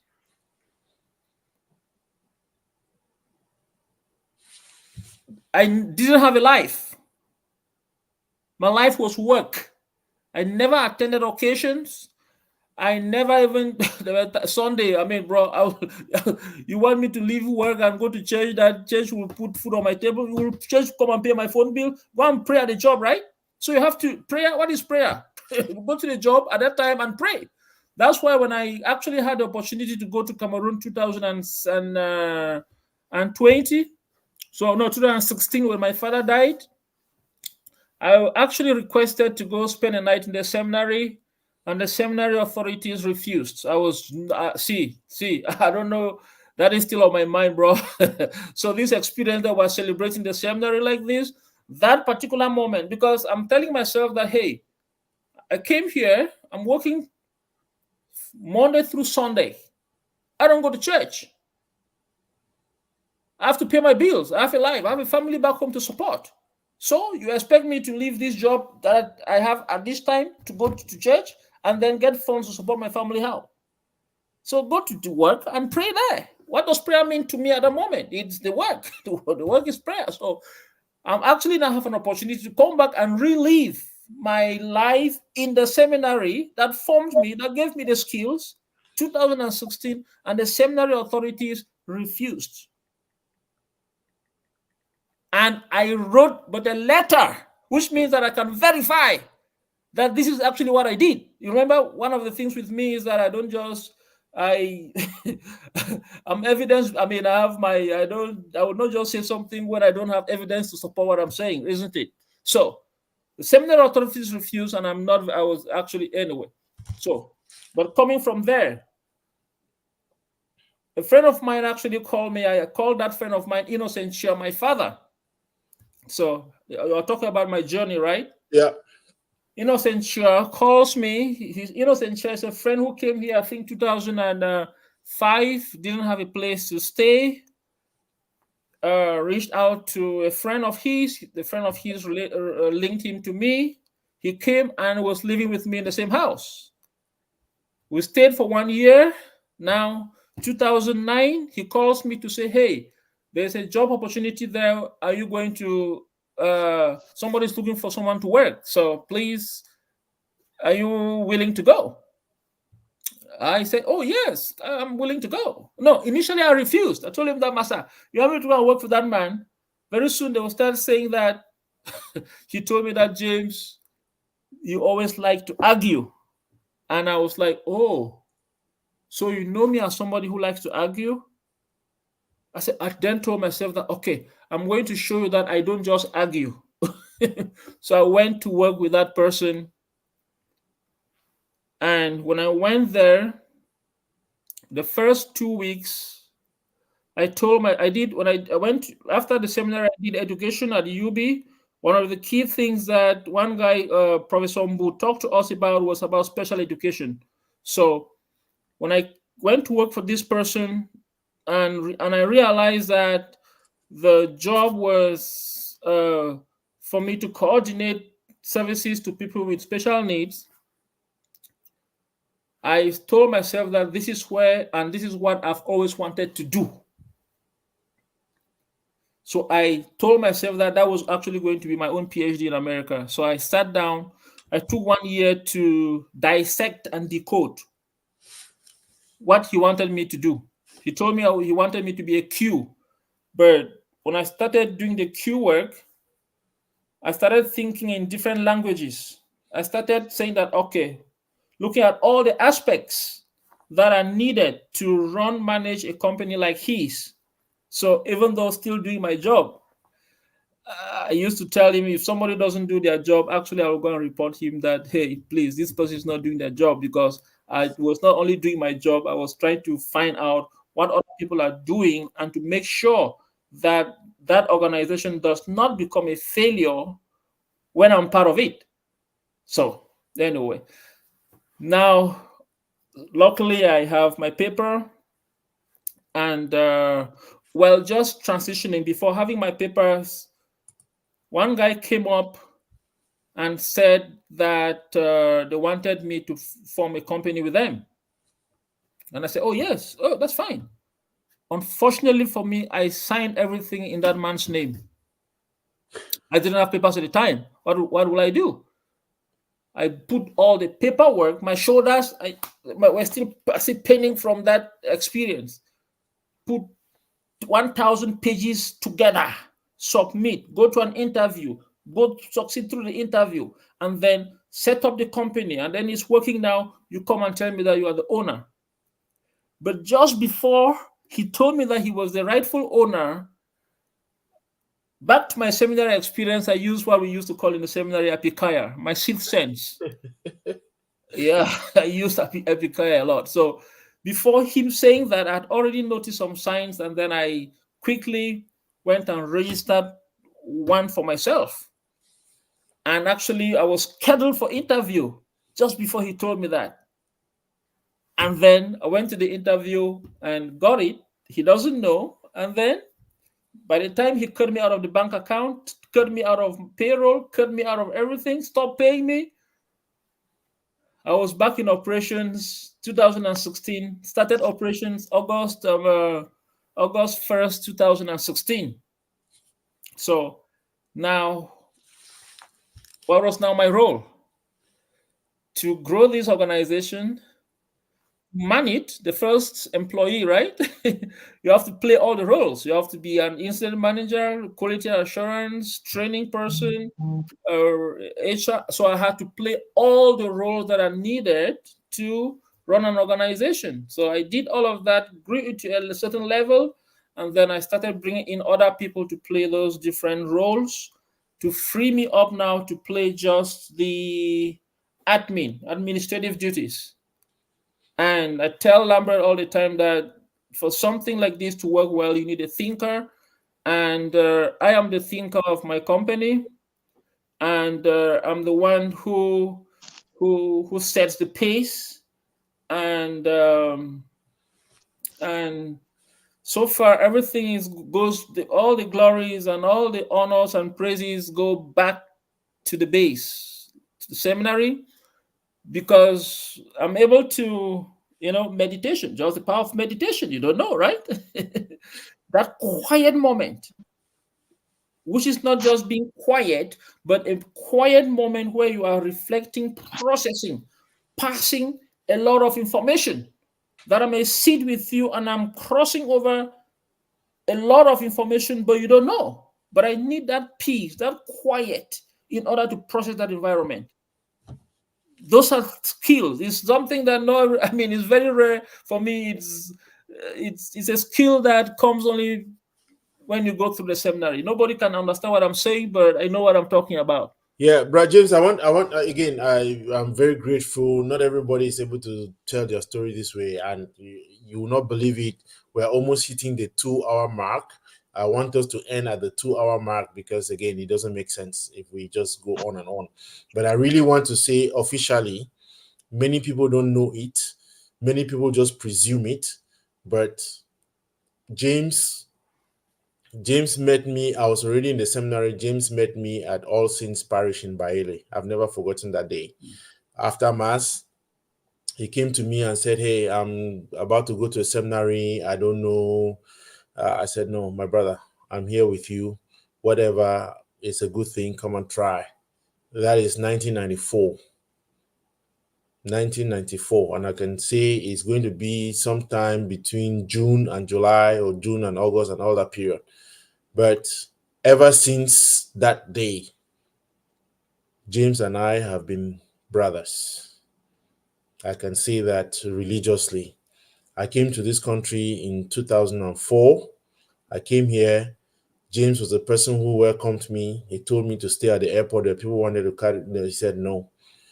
James is a person, just like somebody offered him his first shaving machine, his first ticket. James is the one who bought me my first shaving machine, my first bus ticket, and all that. James was living with his brother. But when my friend Eric Awambeng, may he rest in peace, came to town, James decided that he was going to rent for us to be able to share space together. He rented a space that he never lived in, but Eric and I were the ones who actually lived in that space. And we actually had to move to a bigger apartment. And again, James, I'm saying this because we are doing a golden jubilee for stamps. What stamps has done for us is to be able to show us what it means to be a family. And there are very many stories I want to tell about you, but I'm not going to do that today. But I'm saying this is what it means to be ex-seminarians. You have treated each and every one of us, each one who comes to you without you even knowing them, having met them, you don't even care whether they ever met you in the seminary. You have treated each of us as sons or brothers of Mother Stamps. And I really want to take the opportunity to say thank you. I really want to say on behalf of all of us, the lay alumni of Stamps, you are one of those we all look up to. And we know the contributions you give to each of us. And many people think of it in terms of financial. That's not it. James is a very straightforward guy. He will tell you what he thinks. You're not happy, you're on your own. But on behalf of all of us, we just want to officially say thank you. Thank you for being a brother to us. And it's not about going to church. It's not all those things. Yes, they matter. But you have shown to us as a body what it means to be an ex-seminarian, but also to the larger community. You make each of us proud. When they look at and want to talk about ex-seminarians, they'll say, oh, yeah, okay, James. So please, thank you. And we want to say that. I don't know. Brother Nusi is trying to connect. There are other brothers who are trying to connect, but I don't see what is happening. But I paused there. I don't know whether I have any last words, Brother James. Do you have any other thing you wanted to share with us before we go on? And as I say this, I want to think that throughout this week we are going to have many of these conversations up to the peak celebration that's happening on Friday. So on Friday, the 1st of December, the Major Seminary in Bambui is going to have the peak celebrations for the Golden Jubilee. The priest alumni are going to come in on Wednesday. We have had our own this weekend. Great. And we're going to do a montage and do a video of all that. Again, we had the rector of the Major Seminary on watching here, Father Charles Senka. Everybody, a great man. He made sure that the weekend was enjoyable. I was looking forward to the first president of LASTA, lay alumni of St. Thomas Aquinas Major Seminary. Connections have been a problem, but again, this was meant to be a showcase of us ex-seminarians, lay ex-seminarians. People have different things, different thoughts about us. They have a lot of myths. They look at us as some people who failed along the way or something. No, we are not failures. That's not what we are. We have our own role. We are grateful for the time we spent, and I'm thankful Dr. Moses went off, and a couple of others. Francis is still on there, but I don't know whether Francis has anything to say. But Brother James, talk to us. You are celebrating the Golden Jubilee of your alma mater. You have told us how this alma mater, and remember, people forget, mater is the same word for mother, isn't it? That's what it means, isn't it? Bambui for us is a mother. Looking back, you have told us the things, and I'm very sad that your experience in Bambui did not come out that well, the last one that you went back. But I'm sure Father Charles is willing to make that up. Okay, Dr. Moses is connecting again. Thank you, Dr. Moses, and I'm glad that you are back because I would have been very angry if I did not have last words from you. But this one is on me. Are we concluding already? This one is on me. Am I right? Yes, it's right. You are right. Okay, you and I understand the language, but Bro James, looking at, I mean, you are talking to a seminary today. You are talking to your mother, Stamps. What do you have to say to Stamps? I know one thing, that you are not good with seminary formation because, of course, there are a few things that you will not say that. But what motivates you apart from all this? What do you have to say? Assessment. Bra Aidan, can you join us? Bra Aidan is saying, thank you, brothers. 2 hours well spent. Bra Aidan, can you join us, even if it's for 5 minutes, please? Go ahead, James. I am actually celebrating the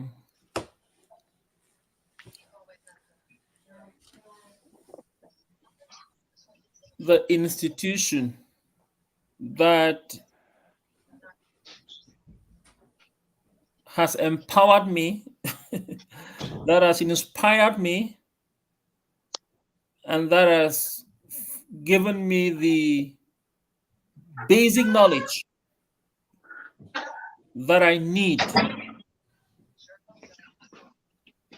to live life wholly. Right.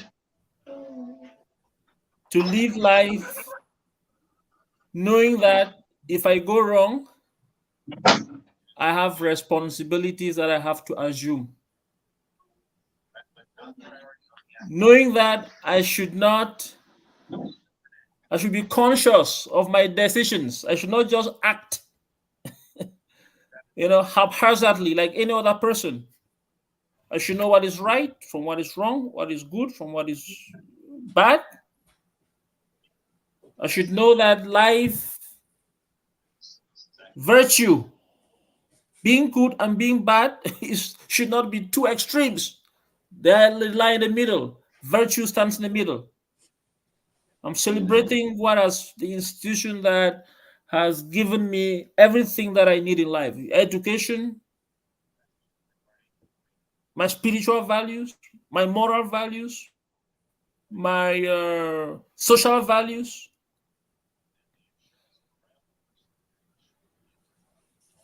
And that has enabled me today to be, I can only think that I'm actually in business back because of the seminary, because some of the basic skills that I need. Not everybody who owns a business goes to the seminary, but for me, it's a different experience. So I'm only good at doing what I do now because of the skills, the knowledge that I gained from the seminary. So Mother Stamps, Father Charles, I really appreciate you. I know you called me here. That was December. I was around December 16th last year to talk about this celebration. We spoke for about an hour. Our first time talking, and I don't think we've met, but we spoke, and I'm very impressed. I see what you are doing. The fact that you are inviting us back to Mother Stamps is something that I'm very impressed about. You cannot go through Stamps and they don't let you back there. What's the connection, isn't it? Otherwise, you're telling us that, hey, as you are gone, go. We don't need you here anymore, right? So, but you're trying now to draw that connection and to see the limits, because they can also be bad influence. So that balance is very important. Thank you for what you are doing. I appreciate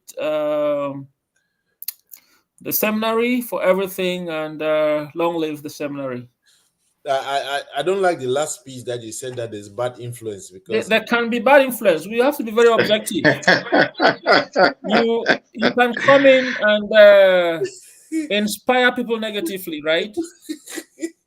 So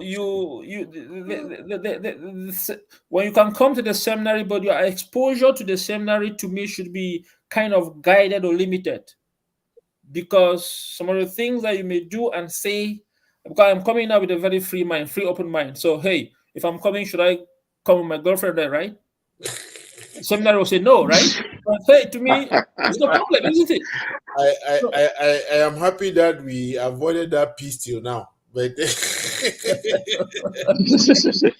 yes, because you will not force everybody to live the seminary life now, right? I mean, I'm living I'm living an open Yeah. life now. So hey, will you restrict me? But those No, restrictions are necessary because if you went back, would have been a live-in Yes, experience. exactly. It would not have been a desert experience. I would not have been. There's that experience. Yeah, but James, again, like I said earlier on, I don't want to do an Osana piece to you, but again, just thank you. And I know that it's going to be a great celebration next week. We're going to have these conversations throughout this week on this platform. And I'm grateful that you could make the time. Brad James is a very busy person. When you see, that's why you can see he's able to dedicate time because it stamps. If it was something else, Brad James would have gone a long time. I would have given you a very legitimate reason why he doesn't even want to hear. But thank you. one thing I tell people I've always told you, Lambert, and it's actually that there are some people in life here that are just money minded. If you see them, you see money. All they think is money, right? But because money is important, but not all that important. When I started doing what I'm doing, there was one fundamental thing I told myself, and it's very clear. I told myself that what I'm looking for in this life is time. I don't want to be like power guarantee of birth memory. I don't want people to say that this man has money in the bank. Doing what? The only thing that I told myself that I need is time, because when you have time, at least you have the resources to take care of yourself. But you can have money, and you are a slave to money. And that philosophy, that way of thinking, can only be a way of thinking that are derived from Bambui, nowhere else. Look at people who do business. All the focus is what? Money, money, money, money. But they forget that a key component of that search for money is time. And that aspect of thinking, that value to time, is a derivative of the seminary. And that's why I can devote 15 hours of my daily time towards kids. Because it is a value that I build my life on. Thank you, Brother Lambert. No, Brother James, again, don't go. We'll have one more thing before you go. But Brother Moses, Doc, again, Yes. I am very proud that in my class, how many doctors do we have now? After you, Giles, who else? Do you have any Dr. Clifford for me, Maria Joe for me? Is it Dr. Antunga? Yeah. No, but again, I think Moses, that's basically. I really want to appreciate you. Again, listening to your story, I'm happy that we had the time to listen to it, because many people have not heard it, and it's not coming from a place of bitterness. It's coming from a place of somebody who has looked back and is grateful, and is not going to say, "Hey, the seminary wasted my time." You are within our ex seminarians forum. You are a leader. It's somebody that people look up to. You inspire many people. Many people are, and I'm really, every time they say you inspire them, I'm really wondering, because having been with you for this year, those I guess again, when we are celebrating the golden jubilee of an institution, like Brad James said shortly before the last period, he said we are celebrating an institution. You want to look at milestones, you want to look at the fruits of the institution, and very often we say that the fruits are the priests. No. You yourself, there are many of us, many lay ex-seminarians who are good fruits that have fallen off from that tree. And I wanted to take this opportunity to say thank you. Thank you for the work you do. Mekongi, I think that's your parish, if I'm not mistaken. Yeah. Yes. It's your classmate is a parish priest there, I think. Yes, I was told. So, but Moses, again, the one thing that we have not had time to talk about is how life as a lay person now. What are some of the joys and the challenges you have faced as a lay person? We can have that conversation, but we can begin it today. Share with us. Okay. Thank you very much for giving me another chance. Sorry, guys. My data got finished. I needed to reload. Now, I think that one thing which Brother James said, which is very touching, is the fact that 50 years is celebration. I was talking with Felix last week, the monk, and I told him that even if we are going to go to Bambui just to have some kind of closure, for the people who might not have gone back there since they left, for the people who are still nursing a lot of bitterness, this would have been an occasion for us to have that closure. Sometimes we need to go back to that environment again and reconcile with yourself and reconcile with the environment. And I kept saying that what we are celebrating in Bambui, 50 years, we are not celebrating a person. Because some people might have had very bitter experiences with other people, and the people might not even be there again, but the institution remains the institution. What they normally say in pidgin English is, soldier go, soldier come. Rectors have come and gone. Formators have come and gone, but Bambui remains. And we are celebrating the seminary. We are not celebrating a person. That is my conviction. And that is the only thing that is taking me back to Bambui. It is not because there is somebody that I want to please and the rest. It gives me a lot of satisfaction to see that Bambui has come 50 years and we are part of that celebration. Every institution has ex-students, and ex-students look forward to the celebration of their alma mater. And I think this is an occasion for us to do thanksgiving to God and all that. Back to your question regarding challenges as a lay person and all that. I think that the major challenge that we face as ex-seminarians is the fact that some priests think that we are in competition. We are not in any competition. I remember I told one of my classmates once that you are a priest and I'm a lay person. I will never come to take your position to say mass. When you talk in church, you are talking in an environment where nobody can even question you. Even if you make a mistake, I will never raise a hand against a priest in public. We are not in competition. The role of an ex-seminarian within a parish setup is to give assistance to the priest. There are a lot of things that ex-seminarians could be given chance to do in parishes, apart from inviting them only when they have to contribute money. They could help in catechesis, they could help in marriage counsel, they could help in so many things that the priest himself can feel so relieved that he can focus on celebrating those sacraments that lay people cannot celebrate. And I think that every priest who has an ex-seminarian in his parish should count himself lucky, because you have somebody you can rely on. And I tell you from my own experience, quite a good number of priests have opened up to me. Maybe the kind of things that they may not even share with their bishop or with their fellow priests in the house, the frustrations that they go through in the priesthood. And sometimes I'm like, am I really better placed to even help you and all that? And somebody tells you, please just listen. And I think that our presence in the parishes, we know where we are coming from. We know the weaknesses of even some of us who are in the priesthood and who are not in the priesthood. We pass through the same seminary. They are not, the fact that somebody did not become a priest does not mean he was the worst of all. And the fact that others became priests does not mean that they are saints or they are angels or whatever. We are all struggling. We are all on a journey. And I think that the ex-seminarian presence in any parish should be a source of encouragement to every priest. I say, this is somebody I can rely on, who is not going to go and gossip about my failures, about my frustrations with the other people in the way that some Christians do. We are not in competition. We are collaborators in the Lord's vineyard. And my experience, I've been liturgy president in Mekongi. Okay, fine. When we had Nigerian priests here, we had a bit of difficulties because of differences in formation. I shouldn't talk about that. No.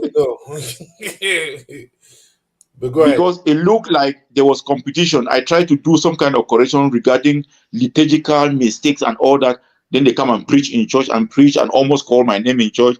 If somebody missed the way, or if you did not become a priest, don't be interfering in the life of priest. I say, I am not interfering in the life of priest. I don't believe a priest can take the Blessed Sacrament and put in the pocket of his soutane and is moving along the street talking with people. It is not normal. That's not the kind of formation that we receive. And I think we have what we call the sensus fide, that deposit of faith, which we know what kind of formation we receive. The time I had the opportunity to talk to Bishop Bushu, I was like, if it is possible, it would be good that if these priests come from Nigeria, they should go to Bambui and spend at least 1 year there before they're incorporated into the parish. But it looked like at the time, some 2 or 3 years back, we were really fighting in the parish. To understand that sometimes I decided not to attend parish council meetings or whatever, because I didn't want people to feel like you are jealous of who they are. The seminarian is not in any competition with any priest. You are a priest and they are lay, and we form the members of the universal priesthood. We are all baptized, and just the fact that some of us might have received the same formation with you should be something that you should be thankful to, that you have such in your parish. That has been my experience. And sometimes you see me withdrawing, like now I moved to a new place and I don't even know where I belong now. I'm the kind of seminarian, what you call it, a Christian you call a cephalos, because every Sunday I'm in a different parish and all that kind of stuff. I find it difficult to be more committed again the way I was, because of those kind of feelings that somebody thinks this person knows too much and this person may challenge me if I'm doing something which is a bit out of place. We are not in competition. If Christians are talking about a priest, it is a place of an ex-seminarian to call the priest and say, please, this is what they think about you. We are all brothers. The same seminary that we pass through, it is what unites us, whether we like it or not. Whether some are lay and some are ordained, we are all ex-students of Bambui. And that is what we are celebrating this year. It is very unfortunate that, okay, fine, the program was in such a way that the lay people should go on a different day and the clergy should go on a different day, for obvious reasons. We all know why it was programmed that way. And I think we need to bridge that gap in such a way that we don't behave as if we are competing or these other people did not make it, therefore they are not part of the church. We are all part of the same church. We worship one God and we have an institution we call our alma mater. We share that in the training of that place in the same way. There is nobody who is more of an ex-seminarian than the other. We are all ex-seminarians, ordained or not ordained. That is who we are. It is our alma mater and we have a place there. And that is why I'm sacrificing everything to be in Bambui for that celebration. I cannot miss it for anything. Thank you very much. No, bro, Moses, you bring your, I mean, your contributions are always rich. And again, I'm very glad that you came to Searchlight after I had left. I infected you with some good writing. But the one thing I didn't do the same business you did.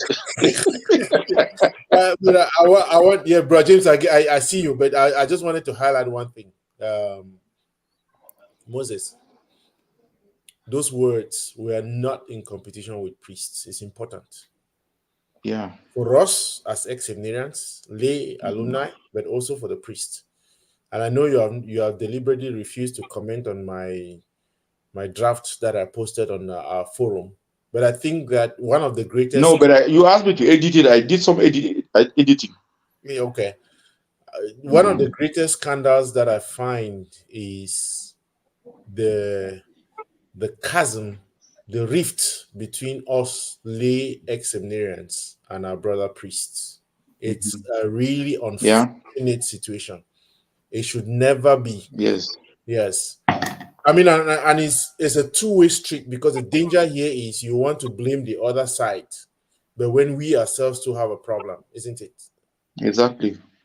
My wish, I really hope that if there's one thing this Golden Jubilee should be able to, one fruit of the Golden Jubilee should be a reimagination of the relationship between lay alumni and ordained alumni.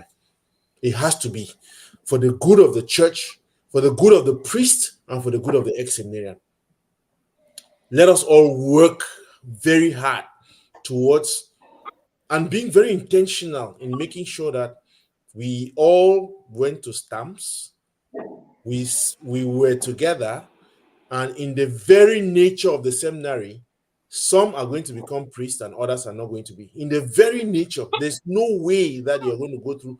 I have not seen any in the world, and there's none where everybody who goes to the seminary becomes a priest. None. Becomes a priest. No, it's not happen. It's not going to happen. But because we have shared that, there are more things we share together than, and that's why the Synod on Synodality aims to, build up, clean up the thing of clericalism, because it's a problem of clericalism. That's what we are suffering from. Where because people who have gone through the seminary and become priests now believe that they are better off. And I was going to quote something that somebody said, I think it's my dear friend, Father Giles. Ordination is not like peanuts that you go around sharing to people that you like, or Ordination is not a reward for being good in the seminary. We are not ex-seminarians because we're bad. That's not why we are ex-seminarians.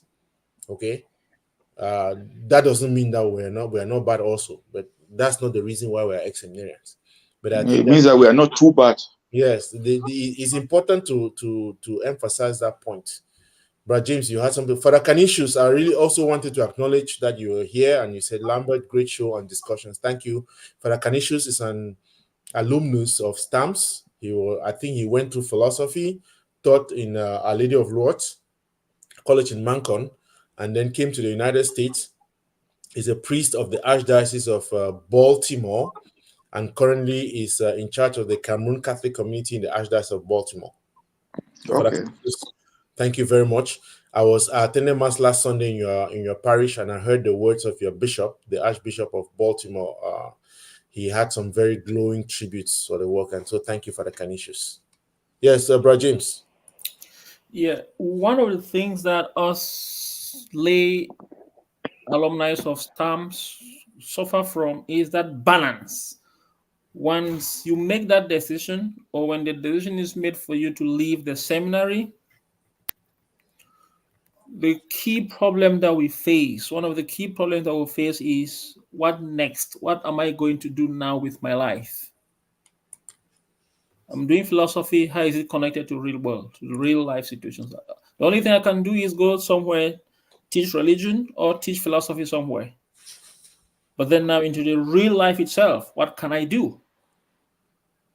Some people are advocating maybe that the seminary, they should start teaching some, I don't know. Yeah, Bird. Now, why are you saying some people? Why are you not calling my name? Because yeah, you are one of those, right? the seminary, precisely because the seminary, right? And They should teach.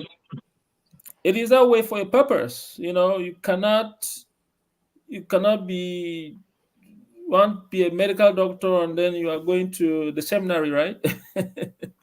So so us ex-seminarians have that challenge of balancing our studies in the seminary with real world life situations and how to face it. That is why when we leave the seminary, some people go back and they do philosophy. And I always ask myself to do what with it, isn't it? At that moment now, you have the basic foundation in life. Go in and do psychology. Go in and do stuff that is related, anthropology, things that are now related to the real world. And so that balance, we have to cut off from that balance. So people still want to be too attached to the church, too attached to the priest. That also becomes a problem. So, Brother Moses, that's also a problem. You want to be too attached to the priest. You want to be too attached to the church. Oh no, you are not a priest. You are now in the real world.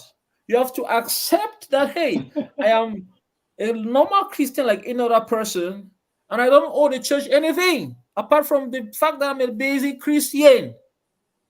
The church does not owe you. You don't owe the church. If you decide to do something, it is you who wants to do it. And the church needs to accept you to do it before you do it. Don't force yourself to do it, isn't it? So, but we need to figure out that balance to say that, hey, now I'm out of that environment where I wanted to become a priest. This is the real world. What do I do? How do I move on with my life? There is that challenge that we're facing. And I don't know how to advise anyone because it's a personal experience for any person. But we're just talking about it. So the seminary how can the seminary help us? Okay, when you leave the seminary, they always just tell you, hey, leave the seminary, right? There's no counseling. There's no way nobody tells you, okay, how to cope. We also have to understand the church is not there for that. It is only us who can counsel ourselves because we know the challenge. Those who want you to leave or who have asked you to leave, they have never faced that challenge, so they don't know about it. So we need to figure out how to be counselors of ourselves, how to assist others to cope with leaving the seminary, and they too also need to play their own role to accept the fact that they are no longer seminarians, and adapt accordingly. So, bro, James, I'm grateful because again, I shared a draft. That's a draft because I've also improved on it in terms of the issue of the seminar should be able to play a cushioning effect with that transition, isn't it? I don't know how that's going to happen. It's something to think through. Is the vocation of the seminary to train priests, and so those who do not become priests is no longer their thing. But at the It's not same their time, business. yes, but at the same time, we need to think through that, and I agree with you. I agree with you that maybe the seminary, we as lay ex-seminarians, I mean, it's interesting to note that it is only with our generation, and I'm talking about our generation who went to the seminar in 1993. It's only our generation that is having an interest in like building up a movement of Yep. ex-seminarians, isn't it?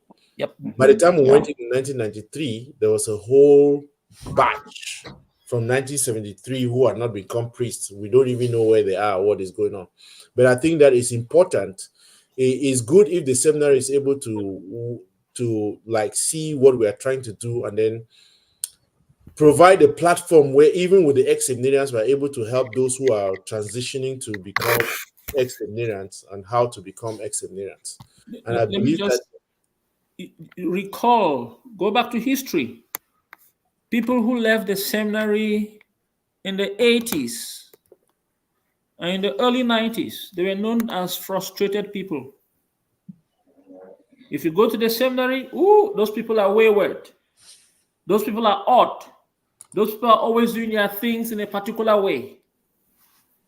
And then now comes this generation of people who are kind of odd but interactive, right? Because those other people, we never even saw them. We don't even know some of them. We only know that, that funny man, that man who was frustrated, he didn't marry, he was living. But those of us now who are out and socializing and relating with other people are kind of, we cannot change the dynamics, but it is a transition that the church is also going through. That, hey, or the society is also going through. It's a transformation. That people who used to leave the seminary were known as frustrated people. They were known as odd people in the society. And then now the new generation of ex-seminarians are leaving. Are they still frustrated? Are they still odd? If they're not odd, if they're not frustrated, how do you assist them to cope with leaving the seminary? Should that responsibility be on the seminary? Should it be on us? so, Brother James, again, I think that rhetorically, because we are at a foundational stage, there's a difference between a convening power, like a seminary becoming a convening power because of the resources that they have. They can become a convening power beyond us as ex-seminarians, isn't it? So I don't fault the seminary for not being able to. That's why, remember how you started off? You said the way the decision to like discontinue your studies in the seminary was done was poor, isn't it? There's a way in which you can, I mean, I often say that you can break up with a girlfriend and still be in good terms because of how you do the breakup. Agree. The problem we have is that how the bishops do it is problematic and leaves many people with a bitter taste that they don't even want to identify with anything again. And therefore, the way they send, so get back and again, this is, I'm divulging this now. Let me just chip in something. Let me finish one thing, Doc, before you come in. I'm sorry. Okay. In my article, I said the second greatest scandal in the seminary is a way former ex-students of Bambui have come back as formators, have gone about formation. Think about it, James. If you sat in your room and one of the formators called you to his office, to his house, and told you, my brother, I have realized that this seems to be a problem to you. I really want you to work on this. And this is how you should work on it. At the end of the year, if you went back and realized that, hey, this thing that was brought to you by a formator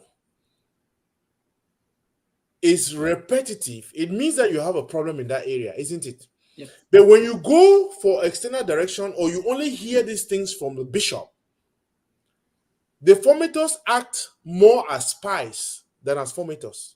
They're acting as spies for the bishops, because the bishop will be the one to take the decision ultimately. And I'm saying that no. The very things, the people who complained about seminary formation while they were seminarians, they have come back and they have done worse than those who were there before. And I'm saying we need to transform that paradigm. And so you will be leaving the seminary. If somebody called you like that and said, bro, I think that by my estimation, what I've seen, you have these issues. And because we're unable to address them, I don't think that is a good place. You hate the person at that time.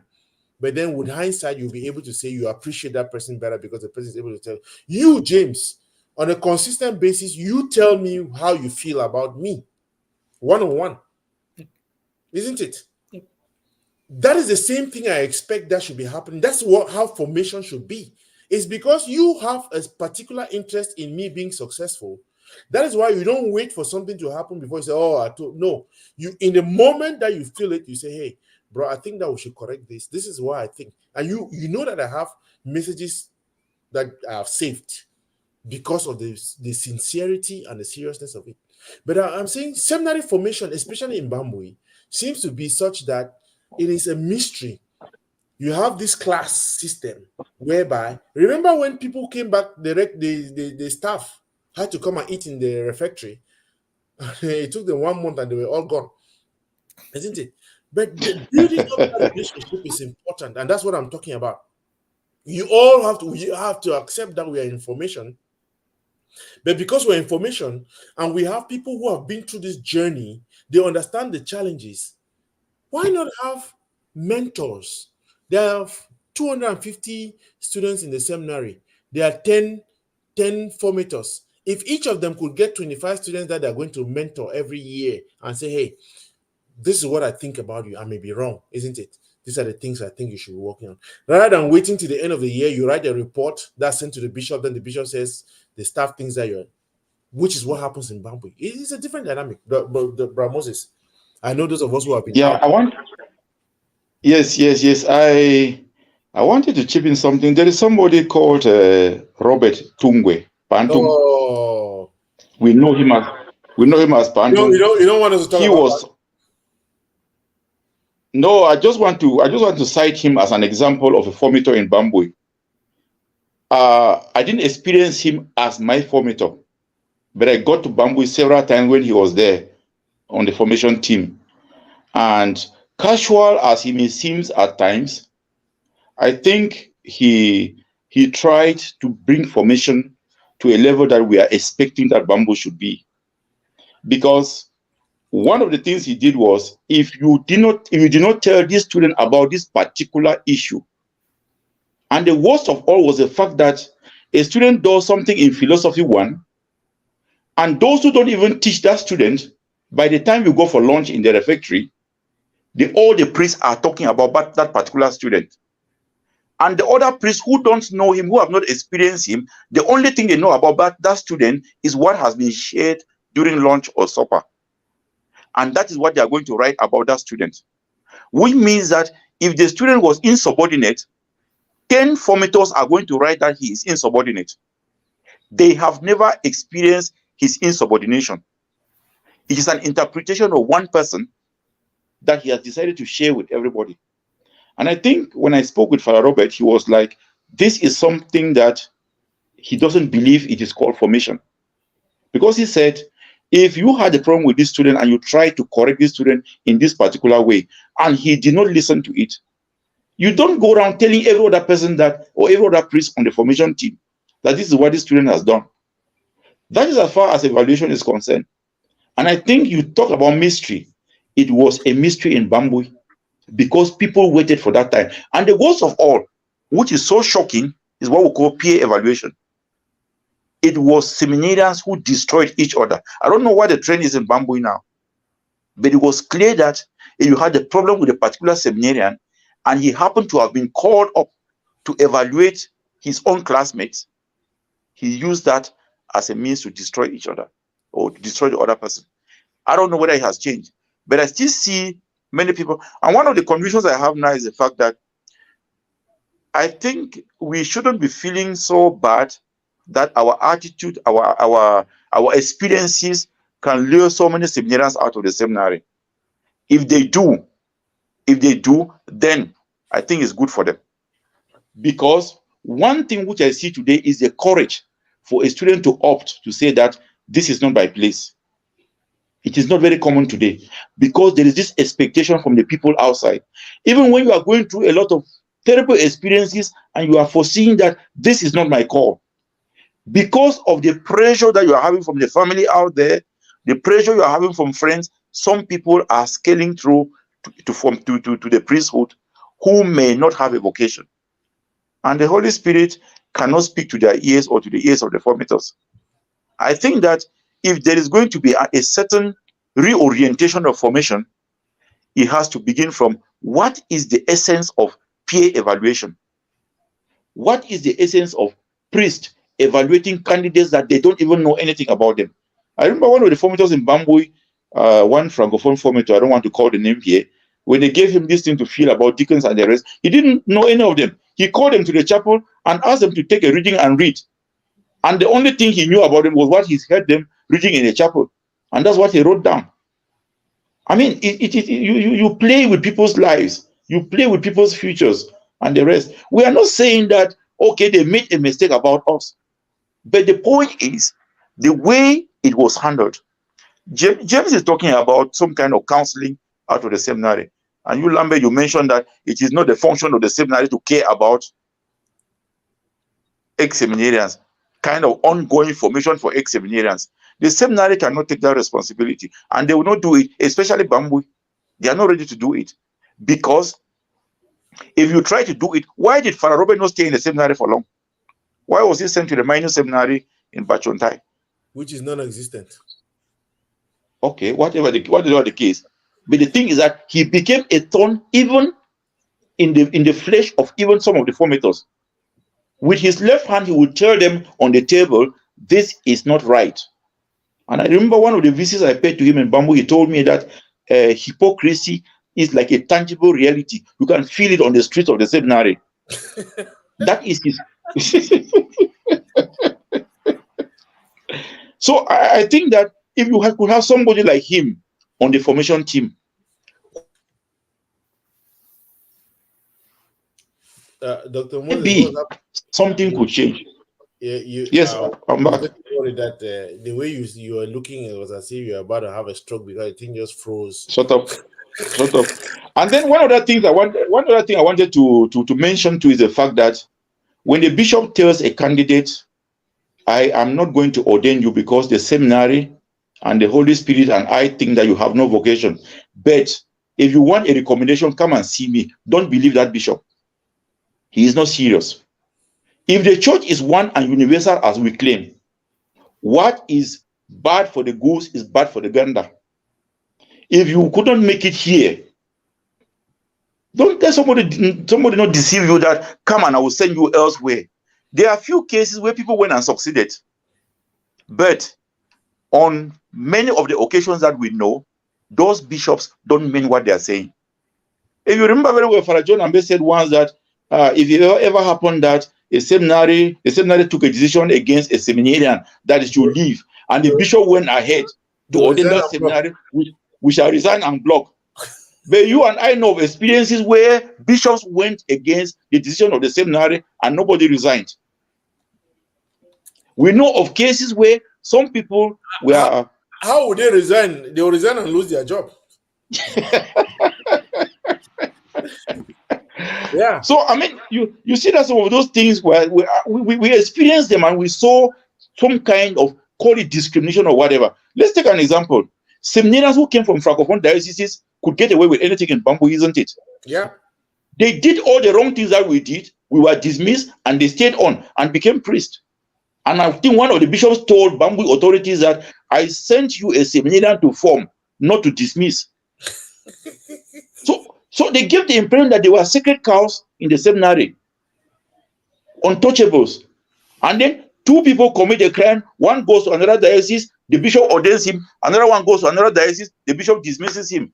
Is it the same universal church? That's in fulfillment of scriptures where it says that two people will be at the meal. One will be taking what? Yeah, but again, Dr. Moses, it's 2 hours 30 minutes. I really think that I'm appreciative of the conversations, and it's our alma mater. It's 50 years.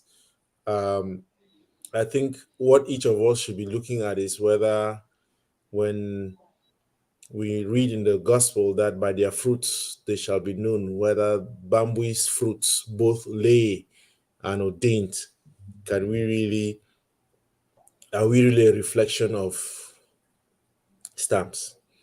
And next week, I think all of us should reflect. When you think about Bambui, what is the one thing that stands out? And Bambui is, I mean, we are using that in a very analogous, not analogous fashion. We are using that in, we are talking about the St. Thomas Aquinas Major Seminary. Mm-hmm. That's what we are talking about. What is it about Bambui that makes it distinct? What is it about Bambui that makes it, when you look at the different from another secondary school around? Yes. What is it about Bambui that makes it stand out as a house of formation? The priests who come from Bambui, the lay alumni who come out from Bambui. What is it about us? And I think that's the conversation. And for me, I am revising what Bernard Fonlon, when he wrote about the opening of the seminary and said we should become saints and scholars. I think that the important point for the church is to be able to think about of the seminary as a place where saints and sinners, because again, the problem we have is once you start thinking only about saints and you forget about the sinners, it's a problem. It's this. What do we do with the sinners? And I go back to that issue of brotherly correction, where at the end of that process where they say take two, if the person does not hear you, you bring the person to the community.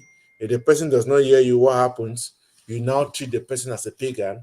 Is that treating the person as a pagan means that what? You start evangelization all over. You start the process all over. Yes, I think that is Father Windip's interpretation of that text. I hope it's the right interpretation. It is the right interpretation. That's the only interpretation to that. But I think that is great. He's the only one who said that. I've listened to priests who don't interpret that text like that. Anyway, just go ahead. Yeah, that's because the priests they didn't study in Rome; they studied elsewhere. But I think that is I'm very grateful to Dr. Ngalim, who was here earlier on. I'm very grateful to Brother James Nkuo, Dr. Moses, my friend, my classmate, my brother, introduced me to a few good things in Jakiri. Your voice is yes, and I think that we're very grateful. This program, 2 hours 30 minutes, was meant to be a contribution towards the Golden Jubilee celebration of St. Thomas Aquinas Major Seminary in Bambui. We are all very proud alumni of that institution. I have 3 kids. Brother James has 3 kids. Brother Moses, how many do you have now? 4. Okay, and instead of twins. Mm-hmm. But we are all very proud alumni of the seminary. This is the beginning of the conversation. We're going to have at least every other day. There's going to be something on the Lambom show about lay alumni. There are problems we have. Our association, the LASTA, Lay Alumni of St. Thomas Aquinas Major Seminary, it's a new association. We have had 2. The first president was Dr. Charles Jaff. We are now in the second. I think he lasted for 3 years. Now we have the second administration that's just coming, and we want to support our alma mater. We want to make sure that we grow our alma mater, but also make sure that we are contributing to the church. Any last words, Brother James, Brother Moses, before we run up? We just want to thank our listeners for the time and for the patience We thank the seminary for having given us the foundation that we need in our lives. We'll always be there to support it in any way that we can. Thank you. Thank you very much. Okay, I think I'm very grateful that we had this show this evening, and we have shared a lot of intimate issues, as it were. And I think we remain very proud of our alma mater. I couldn't have asked for something better. And I think you talked about the mark that makes us to stand out as ex-seminarians of Bambui. I think we are very unique in so many things. I have been to places, I've seen seminaries. I was in Nigeria, I've seen seminaries there, ex-students and the rest. And I think Bambui is very unique. We should continue to support Bambui, support the seminary. It is the only alma mater that matters to us. Thank you very much. And thank you. I love those words. Alma mater, that matters to us. Again, thank you for being on the Lambom Show. We shall be back here on Monday for another conversation, Monday, Wednesday, and up to Friday. And it's been a great evening. Thank you all for watching. Thank you all for listening. Have a good evening. Bye. Thank you.